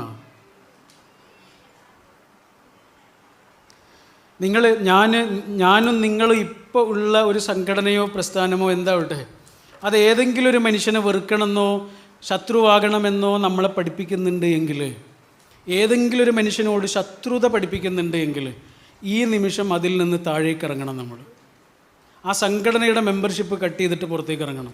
അതിൻ്റെ പേരാണ് ഹ്യൂമാനിറ്റി എന്ന് പറയുന്നത്, മനുഷ്യത്വം. ഖുർആൻ അങ്ങനെ തന്നെ പറഞ്ഞിട്ടുണ്ട്, വലാ തആവനു അലൽ ഇസ്മി വൽ ഉദ്വാൻ.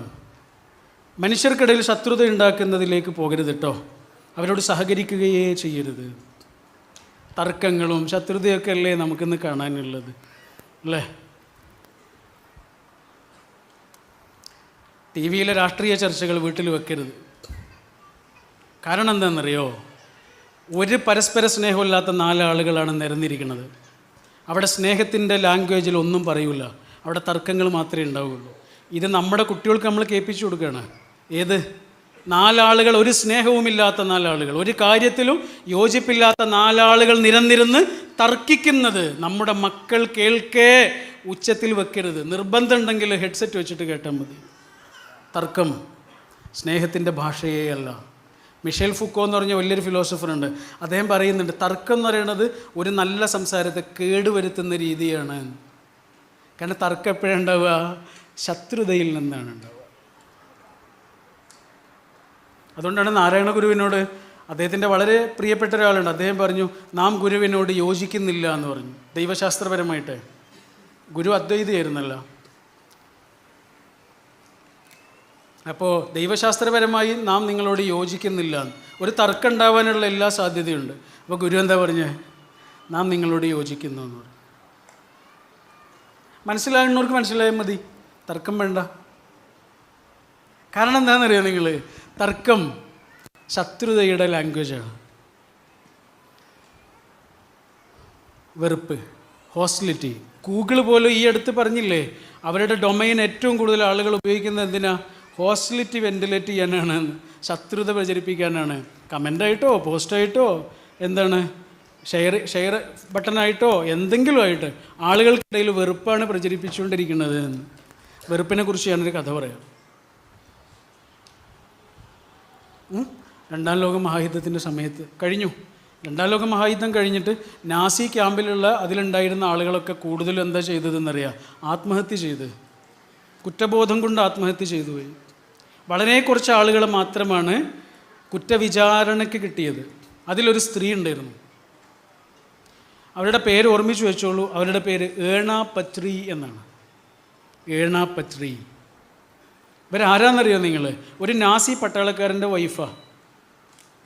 ഇവരൊരു ദിവസം വൈകുന്നേരം മക്കൾക്ക് ഭക്ഷണം കൊടുത്തുകൊണ്ടിരിക്കുന്ന സമയത്ത് വീടിൻ്റെ വാതിലിൽ വന്ന് ആരോ മുട്ടുന്നുണ്ട്. തുറന്ന് നോക്കിയപ്പോൾ ആരാന്നറിയോ? 3 ചെറിയ കുഞ്ഞുങ്ങൾ, ജൂതക്കുട്ടികളാണ്. ജൂതന്മാരെ കൊണ്ടുപോകുന്ന ബസ്സിൽ നിന്ന് ചാടി രക്ഷപ്പെട്ടതാണ് ഈ കുട്ടികൾ. വിശന്നിട്ട് ഈ വീട്ടിലേക്ക് കയറി വന്നതാ. ഈ അമ്മ ആ മക്കളെ ഇരുത്തുന്നു, അവർക്ക് ഭക്ഷണം കൊടുക്കുന്നു. കുറച്ച് സമയം കഴിഞ്ഞ് ആ അമ്മയുടെ കുട്ടികൾക്ക് ഉറക്കം തൂങ്ങിയതുപോലെ ഈ കുട്ടികൾക്ക് ഉറക്കം തൂങ്ങുന്നു. കുറേ സമയം ഈ അമ്മ അവരുടെ ഭർത്താവിനെ കാത്തിരുന്നു. നാസി പട്ടാളക്കാരനാണ്, അയാൾ വരുന്നില്ല. അപ്പോൾ ഈ അമ്മ എന്താ ചെയ്തതെന്നറിയോ? ഈ അമ്മ ചെയ്തത് എന്താണെന്നറിയോ? ഈ 3 കുട്ടികളില്ലേ, ഈ 3 കുട്ടികളെയും വിളിച്ചിട്ട് വീടിൻ്റെ അപ്പുറത്തേക്ക് കൊണ്ടുപോയിട്ട് വെടിവെച്ച് കൊന്നു. കഥയല്ല, ഏണാപത്രി, പേര് ഓർമ്മിച്ച് വെച്ചോളൂ. ഇത് കേട്ടപ്പോൾ ജഡ്ജി ചോദിക്കുകയാണ്, അല്ല ആ കുട്ടികളൊന്നും പറഞ്ഞില്ലേ? ഭക്ഷണം കൊടുത്ത് നിങ്ങൾ തോക്ക് പിടിച്ച് നിൽക്കുന്നത് കണ്ടപ്പോൾ ആ കുട്ടികളൊന്നും പറഞ്ഞില്ലേ? അവർ പറഞ്ഞു, ചെറുതായിട്ടൊന്ന് കരഞ്ഞു. എന്താ? വെറുപ്പ് നിരന്തരമായി കേട്ട് കേട്ട് കേട്ട് കേട്ട് കണ്ട് കണ്ട് കണ്ട് കണ്ട് വായിച്ചു വായിച്ചു വായിച്ചു വായിച്ച് ഒരു പാവം വീട്ടമ്മയുടെ മനസ്സിൽ പോലും ഉണ്ടായി ഈ കുട്ടികൾ ജീവിക്കാൻ അർഹതയില്ലാത്ത ആളുകളാണ്. ഇതാണ് വെറുപ്പിൻ്റെ പ്രശ്നം. 2ാം ലോകമഹായുദ്ധം നടക്കുന്ന സമയത്ത് തന്നെ അവിടെ വലിയൊരു പ്രളയം ഉണ്ടായി. ഡാന്യൂബ് നദിയൊക്കെ ഇങ്ങനെ കരകവിഞ്ഞൊഴുകാണ്. വലിയ ടൗണിലൂടെയൊക്കെ വെള്ളം ഒഴുകുന്ന സമയത്ത് ആളുകളൊക്കെ കടയുടെ മുകളിലേക്ക് കയറി നിന്ന്, അങ്ങനെ മുകളിലേക്ക് കയറി നിന്നിട്ട് വെള്ളം ഒഴുകുന്ന കാഴ്ചയൊക്കെ കാണുന്ന ആൾക്കാർ. അതിനിടയിൽ ഒരാൾ ആ വെള്ളത്തിലേക്ക് വീണുപോയി. അയാൾ ആ വെള്ളത്തിൽപ്പെട്ട് ആകെ ഒഴുക്കിൽപ്പെട്ട് പരിഭ്രമിക്കുകയാണ്. കരഞ്ഞ് വിളിക്കുന്നൊക്കെ ഉണ്ട്, ആരെങ്കിലും രക്ഷിക്കുമെന്ന് പറഞ്ഞിട്ട്. ആരും രക്ഷിക്കുന്നില്ല. അപ്പോൾ ഒരു ചെറുപ്പക്കാരൻ അയാളുടെ ഓവർകോട്ട് ഇങ്ങനെ അഴിച്ചിട്ട് ആ വെള്ളത്തിലേക്ക് എടുത്ത് ചാടാൻ ഒരുങ്ങുമ്പോൾ അവിടെയുള്ള മുഴുവൻ ആളുകളും പറഞ്ഞു, അയാളെ രക്ഷിക്കണ്ട, ആ വീണ ആളില്ലേ അയാൾ ജൂതനാണ്, അയാളെ രക്ഷിക്കണ്ടെന്ന്. അപ്പോൾ ഇയാൾ പറഞ്ഞാൽ എന്താണെന്നറിയാം, ഈ ചെറുപ്പക്കാരൻ, അല്ല അയാൾ ജൂതനല്ല, അയാൾ ജർമ്മൻകാരനാണ്, എനിക്കറിയാമെന്ന് പറഞ്ഞു. അപ്പോഴും ഇവർ തർക്കിച്ചു, അല്ലടാ അയാൾ ജൂതനാണ് ജൂതനാണ് ജൂതനാണ്. അവർ പറഞ്ഞുകൊണ്ടിരിക്കുന്നതിനിടയിൽ ഇയാൾ എടുത്തു ചാടി. കഷ്ടപ്പെട്ട് അയാളെ രക്ഷിച്ചെടുത്തു കൊണ്ടുവന്നു, അവിടെ കിടത്തി. അപ്പോൾ ആളുകളൊക്കെ നോക്കുമ്പോഴേ അത് ജൂതനല്ല, ജർമ്മൻകാരനാ. അപ്പോൾ ഇയാളോട് ചോദിച്ചു, അല്ല നിങ്ങൾക്ക് എങ്ങനെ മനസ്സിലായി ഇയാൾ ജൂതനല്ല എന്ന്? ഞാൻ ജൂതനാണ്. അയാൾ പറ, ഞാൻ ജൂതനാണ്. ഇയാളെൻ്റെ മുഖത്തേക്ക് തുപ്പിയിട്ടുണ്ട്, ഇയാളെന്നെ തെറി വിളിച്ചിട്ടുണ്ട്, കാണുന്ന സ്ഥലത്തൊക്കെ വെച്ച് എന്നെ അപമാനിച്ചിട്ടുണ്ട്. ഇയാളുടെ മുഖം ഞാൻ മറക്കില്ല.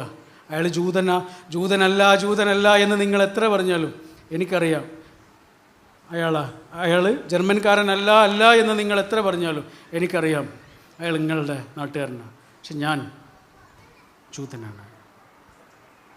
അതുകൊണ്ടേ നമ്മളിപ്പോൾ ഉള്ളൊരു സ്ഥലമുണ്ടല്ലോ, അത് ഏത് സംഘടനയാവട്ടെ, ഏത് ഗ്രൂപ്പാകട്ടെ, ഏത് വാട്സാപ്പ് ഗ്രൂപ്പാവട്ടെ, എന്താവട്ടെ, ശത്രുത പ്രചരിപ്പിക്കുന്ന ഒന്നാണ് എങ്കിൽ ഈ നിമിഷം അതിൽ നിന്ന് ക്വിറ്റ് ചെയ്യുന്നതിൻ്റെ പേരാണ് നമ്മുടെ ഉള്ളിലുള്ള മനുഷ്യത്വം. ഈ സാധനം കൊണ്ട് പറയുന്നതിൻ്റെ പേരല്ല അത്.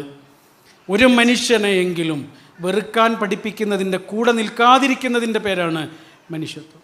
അതാണ് മഹാഗുരുക്കന്മാർ മുഴുവനും പറഞ്ഞു തന്നത്. തർക്കങ്ങൾ വേണ്ട, മനുഷ്യ സഹജമാണ് തർക്കം. മനുഷ്യൻ തർക്കിക്കും, ജയിക്കാൻ വേണ്ടി തർക്കിക്കും. മഹാസമ്മേളനം നാരായണ ഗുരുവിൻ്റെ മുൻഭാഗത്ത് മതം എഴുതി വെച്ചു, ബാധിക്കാനും ജയിക്കാനും ഒന്നുമല്ല, അറിയാനും അറിയിക്കാനുമാണ്. വാദിക്കാനും ജയിക്കാനും ഒന്നുമല്ല, അറിയിക്കാനും അറിയാനുമാണ്.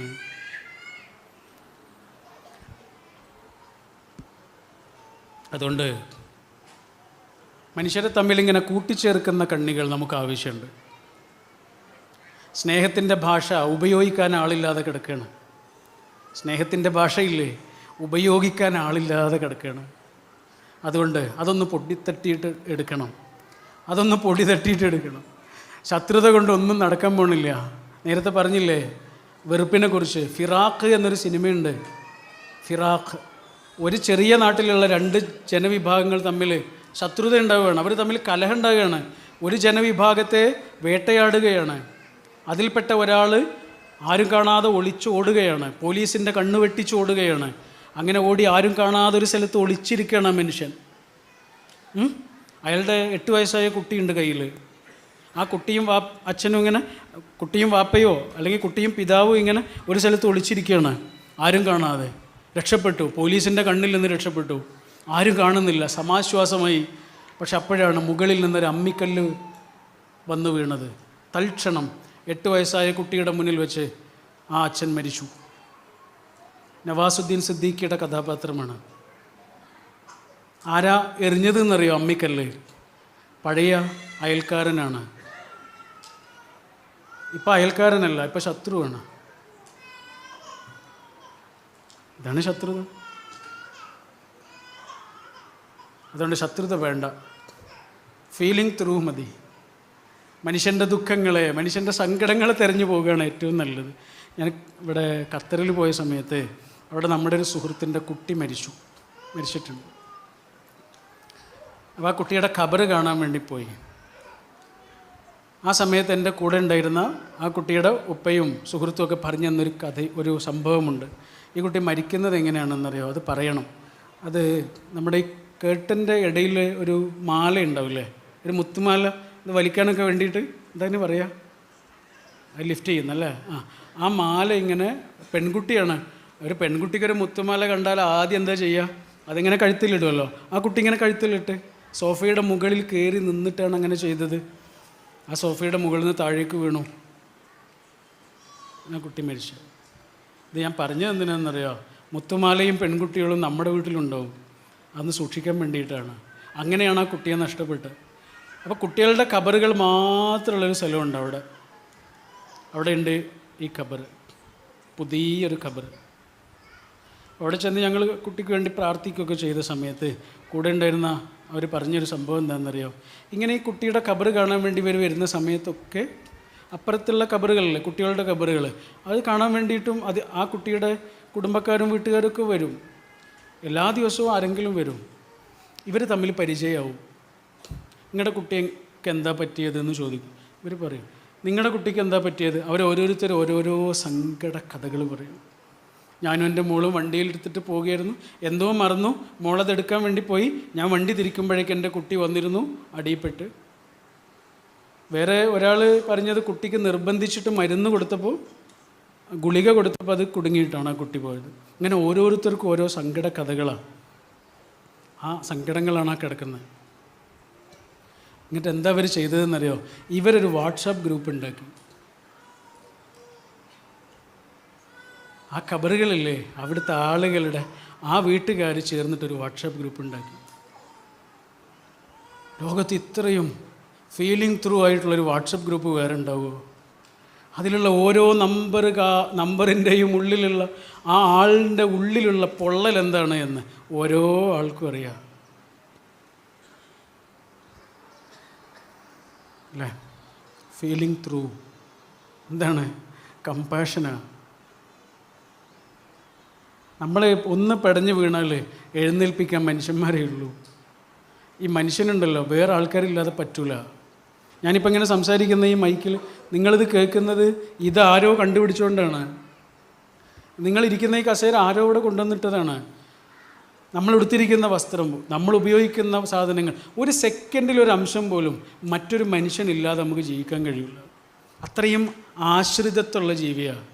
ഒരു പശുവിൻ്റെ കുട്ടി എത്ര പെട്ടെന്ന് പിടഞ്ഞെഴുന്നേറ്റ് ഓടിപ്പോകുന്നത്. മനുഷ്യൻ അങ്ങനെ ഒന്ന് ഓടിപ്പോകാൻ എത്ര കാലം കഴിയണം? എത്ര മനുഷ്യന്മാർ കൈപിടിക്കണം? എത്ര ആളുകളുടെ തണലും തലോടലും തണുപ്പും അനുഭവിക്കണം? അത്രയും ആശ്രിതത്വമുള്ള ജീവിയാണ് മനുഷ്യൻ. എന്നിട്ട് അതേ മനുഷ്യൻ്റെ ഉള്ളിൽ തന്നെയാണ് ഇത്രയേറെ ശത്രുതയും പകയും ഉണ്ടാകുന്നത്.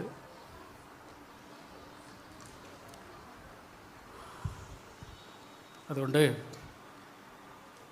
ഞാൻ എൻ്റെ വാക്കുകൾ അവസാനിപ്പിക്കുന്നു. അവസാനം ഒരൊറ്റ കാര്യം കൂടി പറയാം. ഈ സമാധാനവും ശാന്തിയും തമ്മിൽ ചെറിയൊരു വ്യത്യാസമുണ്ട്. സമാധാനവും ശാന്തിയും എന്താണെന്നറിയോ? സമാധാനം എന്ന് പറയുന്നത് പുറത്തുനിന്ന് കിട്ടുന്ന, അതിന് ഈ ലോകവുമായിട്ട് നല്ല ബന്ധമുണ്ട്. ശാന്തി അങ്ങനെയല്ല, ഒരാൾ അയാളുടെ അകത്ത് അനുഭവിക്കുന്നതാണ്. ലോകം തന്നത് മാത്രമേ ലോകത്തിന് തിരിച്ചെടുക്കാൻ കഴിയുള്ളൂ അല്ലേ? എൻ്റെ ഒരു സുഹൃത്തുണ്ട്, ഹവ്വ എന്നാണ് അവളുടെ പേര്, ഡോക്ടറാണ്.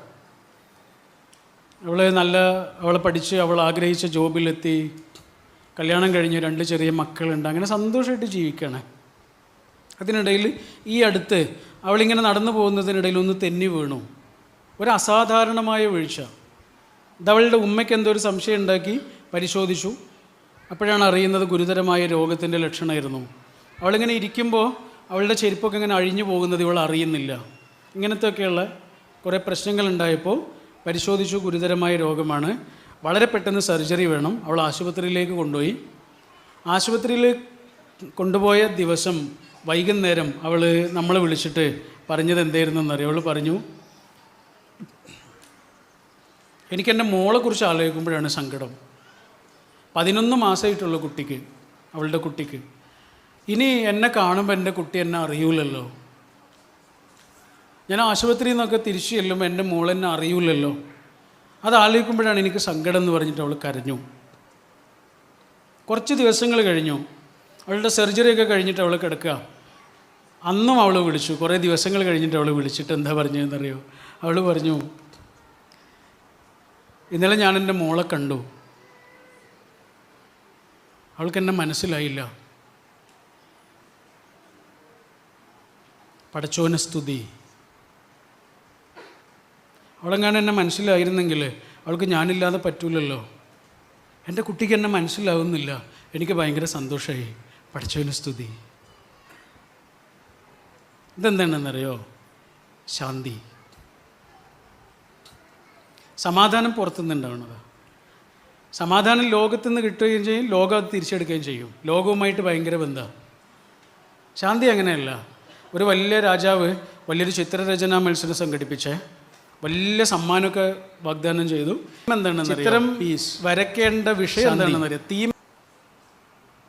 അപ്പോൾ എല്ലാ ആളുകളും ശാന്തിയുടെ കുറേ ചിത്രങ്ങൾ, ശാന്തി എന്ന് പറയുമ്പോൾ സമാധാനം എന്നൊക്കെ പറയുമ്പോൾ നമ്മുടെ മനസ്സിലുണ്ടാവുന്ന ചിത്രങ്ങളില്ല. തെളിഞ്ഞ ആകാശം, പറവകളിങ്ങനെ പാറുന്നു, ഇങ്ങനെ എന്താണ് പച്ചപ്പുള്ള ഒരു സ്ഥലം, സൂര്യനിങ്ങനെ ഉദിച്ചു വരുന്നു അല്ലേ, അതേപോലെ നല്ല നദിയൊക്കെ ഒഴുകുന്നു. ഇങ്ങനെയുള്ള ചിത്രങ്ങളെല്ലാവരും വരച്ചു.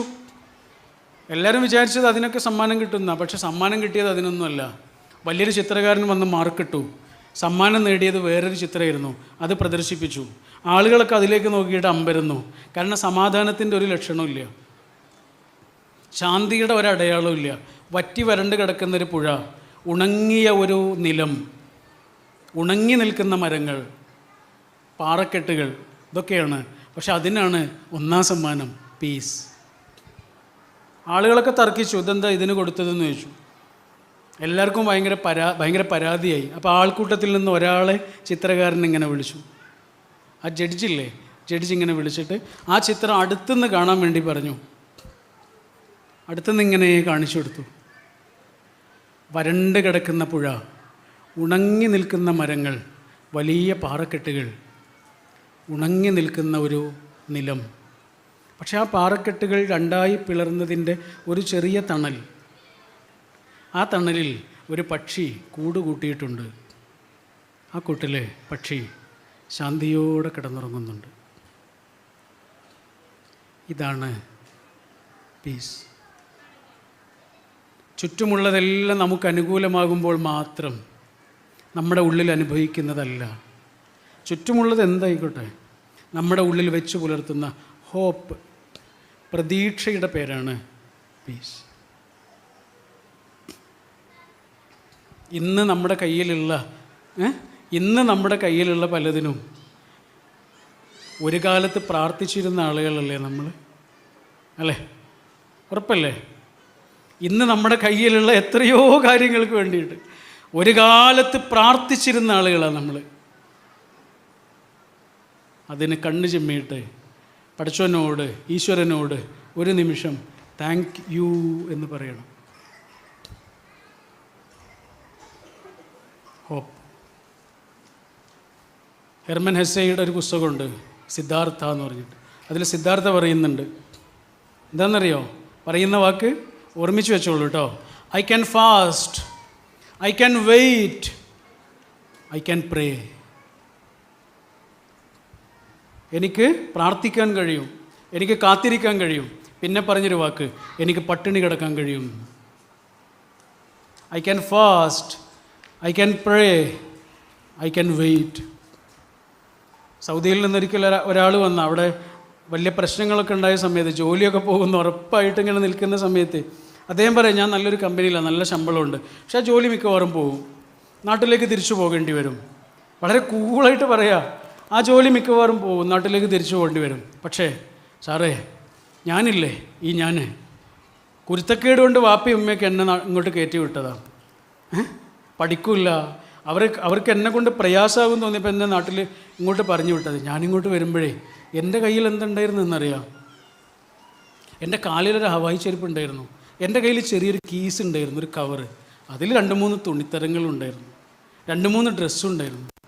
ഞാനിപ്പോൾ ആരാണെന്നറിയോ? എനിക്ക് സ്വന്തമായിട്ട് വീടുണ്ട്. എൻ്റെ വാപ്പായെയും എൻ്റെ ഉമ്മയെയും 3 തവണ ഹജ്ജിനും ഉംറയ്ക്കും വേണ്ടി ഞാനിങ്ങോട്ട് കൊണ്ടുവന്നു. എൻ്റെ പഠിച്ചവനില്ലേ എന്നെ കാത്തു രക്ഷിക്കുകയായിരുന്നു. അതുകൊണ്ട് എനിക്ക് യാതൊരു പരാതിയില്ല.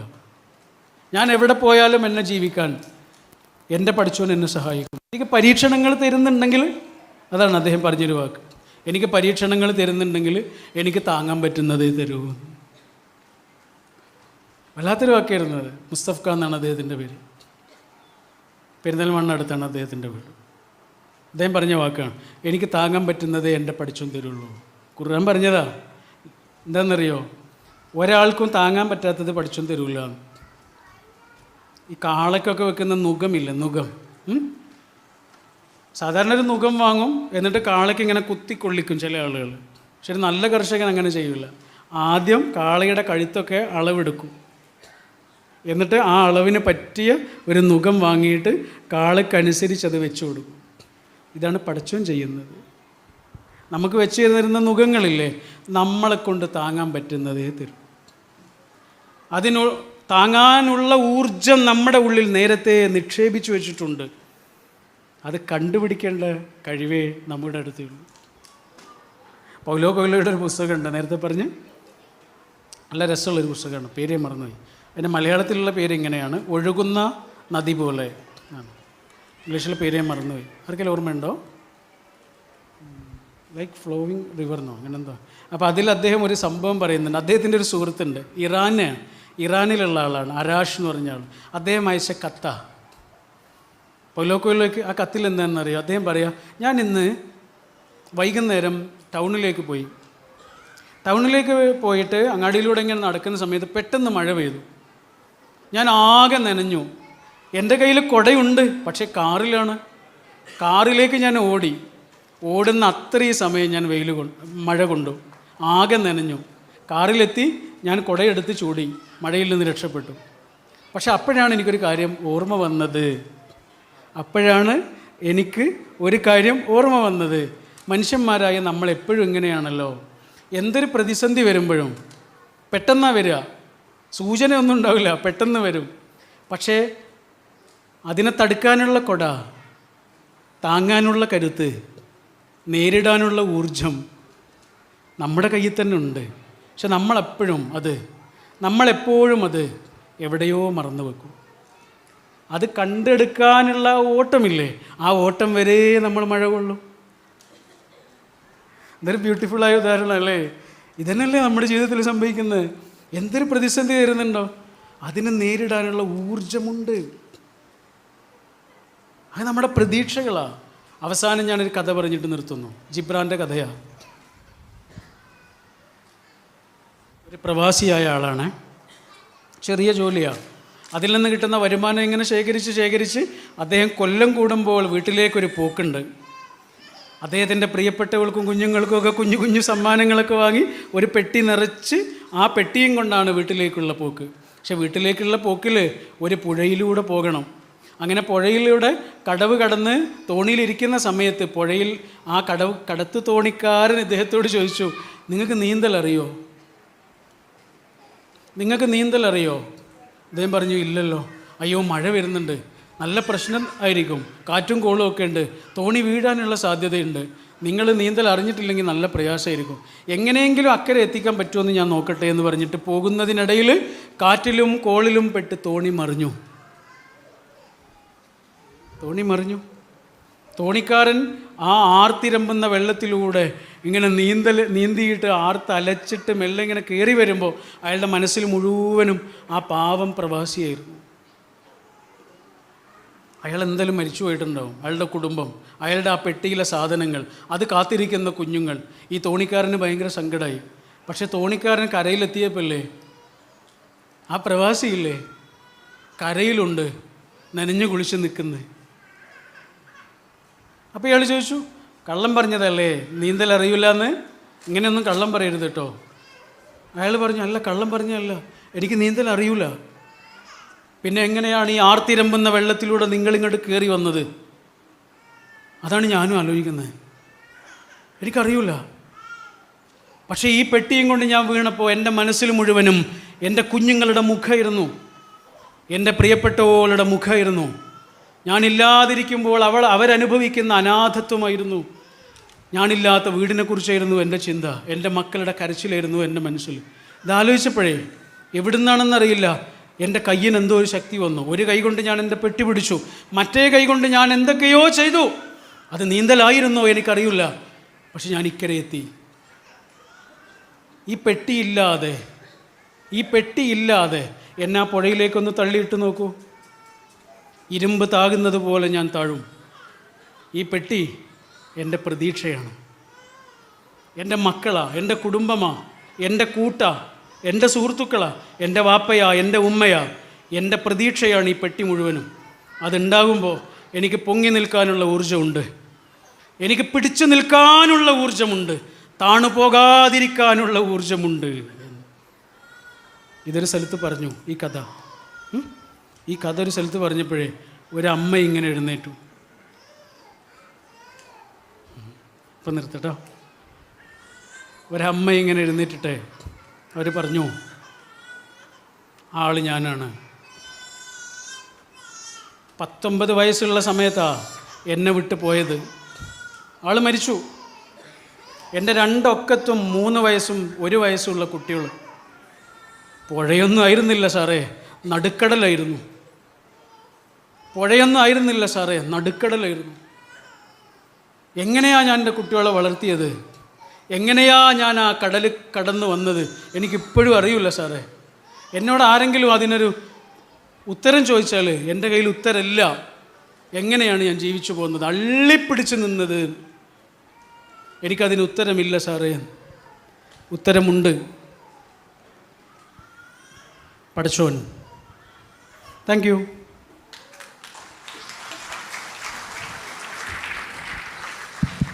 പ്രിയപ്പെട്ടവരെ, വിഷയാസ്പദമായിട്ട് ആർക്കെങ്കിലും എന്തെങ്കിലും അറിവുകൾക്ക് വേണ്ടിയിട്ടുള്ള ചോദ്യങ്ങളുണ്ടെങ്കിൽ പിന്നെ സദസ്സിൽ നിന്ന് ചോദിക്കാം. ചോദിക്കുന്നവർക്കും അതുപോലെ തന്നെ ഉത്തരം കേൾക്കുന്നവർക്കും അതൊരു പിന്നെ നന്മയുടെ അറിവിലേക്ക് വേണ്ടി നമ്മൾ നിലനിർത്തുവാൻ വേണ്ടി നമുക്ക് സാധിക്കും. അങ്ങനെ എന്തെങ്കിലും ഉണ്ടെങ്കിൽ നമുക്ക് അത് കഴിഞ്ഞ് നമ്മൾ അവസാനിപ്പിക്കാം. ഒരു കണ്ണട കയ്യിൽ ഇവിടെ വെച്ച് കിട്ടിയിട്ടുണ്ട്. അതിൻ്റെ അവകാശികൾ അവകാശം കിട്ടി. ആർക്കെങ്കിലും എന്തെങ്കിലും വൈകി എന്നുള്ളത് കൊണ്ട് ഉണ്ടോ? ഒരു മിനിറ്റ്. അസ്സലാമു അലൈക്കും. ഗഫൂർ സാഹിബിൻ്റെ ഒരുപാട് സ്പീച്ച് കേട്ടതാണ്. പക്ഷേ എനിക്ക് ചോദിക്കാനുള്ളത്, എങ്ങനെയാണ് നിങ്ങൾ ഇത്രയും ഓർമ്മശക്തി നിലനിർത്തിക്കാൻ? അത്രയും ഓർമ്മശക്തി ഇല്ലാത്ത ആളുകളാണ് ഞങ്ങളൊക്കെ. പക്ഷെ എങ്ങനെയാണ് നിങ്ങൾ ഇത്രത്തോളം ഓർമ്മശക്തി നിലനിർത്തിക്കൊണ്ടു പോകുന്നതെന്നുള്ള ചെറിയ ചോദ്യമാണ് എൻ്റെ ചോദ്യങ്ങൾ വിഷയാസ്പദമായിരിക്കണമെന്ന് അഭ്യർത്ഥിക്കുന്നു. അതിനുള്ള ഉത്തരവും ഞാൻ അവസാനം പറഞ്ഞ വാക്കാണ്, പടച്ചോൻ. അല്ല, നമ്മൾക്ക് എന്ത് കഴിവുള്ളൂ അല്ലേ? ആരാ ചോദ്യം ചോദിച്ചേ? പടച്ചോൻ. അങ്ങനെ പറയുമ്പോഴേ നമ്മുടെ തല ഉറുമ്പിനെ പോലെ താഴുള്ളൂ. അല്ലെങ്കിൽ നമ്മൾ കേടുവരും. അതെൻ്റെ കഴിവാണ്, അല്ലെങ്കിൽ അതുവേണ്ടി ഇതൊക്കെ ചെയ്തിട്ടുണ്ട് എന്നൊക്കെ പറയുമ്പോഴേ നമ്മൾ കേടുവരാൻ തുടങ്ങും അല്ലേ?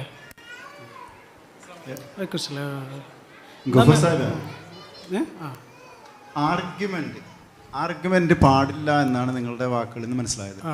ആർഗ്യുമെന്റ് എപ്പോഴും നമ്മുടെ ശത്രുതയിലേക്ക് നയിക്കുമെന്ന്. പക്ഷേ നമ്മൾ ശരി എന്ന് തോന്നുന്ന ചില കാര്യങ്ങൾക്ക് വേണ്ടി തീർത്തും തെറ്റ് എന്ന് നമുക്ക് തോന്നിപ്പോകുന്ന ആളുകളോട് ആർഗ്യുമെന്റ് ചെയ്യാതെ എങ്ങനെയാണ് നമ്മൾ നമ്മളുടെ തെറ്റ് മനസ്സിലാക്കുക? തർക്കങ്ങളെ കുറിച്ചാണ് നമ്മൾ പറഞ്ഞത്. പക്ഷെ നമ്മുടെ ഇടയിൽ ഉണ്ടാകേണ്ട ഒരു സാധനമുണ്ട്. അതെന്താണെന്നറിയോ? സംവാദങ്ങൾ. സംവാദത്തിൻ്റെ ഭാഷ എന്താണെന്നറിയോ? ചുരുക്കി പറഞ്ഞാൽ, ഞാൻ പറയാണ്, ഞാൻ പറയുന്നത് ശരിയാണ് എന്നെനിക്ക് സ്ഥാപിക്കാൻ കഴിയണം. എങ്ങനെ? നിങ്ങൾ പറയുന്നത് തെറ്റാണ് എന്ന് പറയാതെ. ആ മിടുക്കിൻ്റെ പേരാണ് സംവാദം. എങ്ങനെ?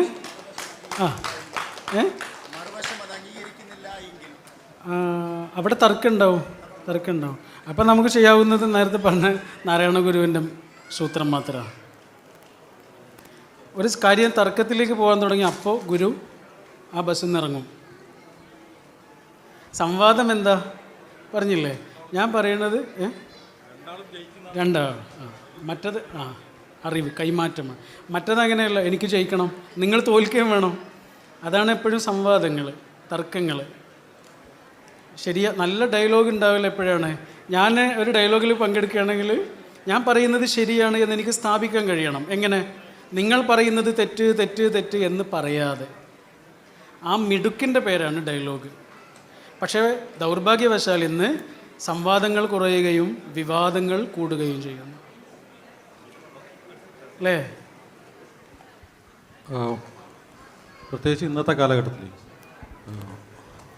പേര് പോലും നമ്മളെ ഗ്രൂപ്പുകളാക്കി മാറ്റുന്നതിന് വേണ്ടിയിട്ടുള്ളൊരു സാഹചര്യം സൃഷ്ടിക്കുന്ന ഒരു കാലത്താണ്.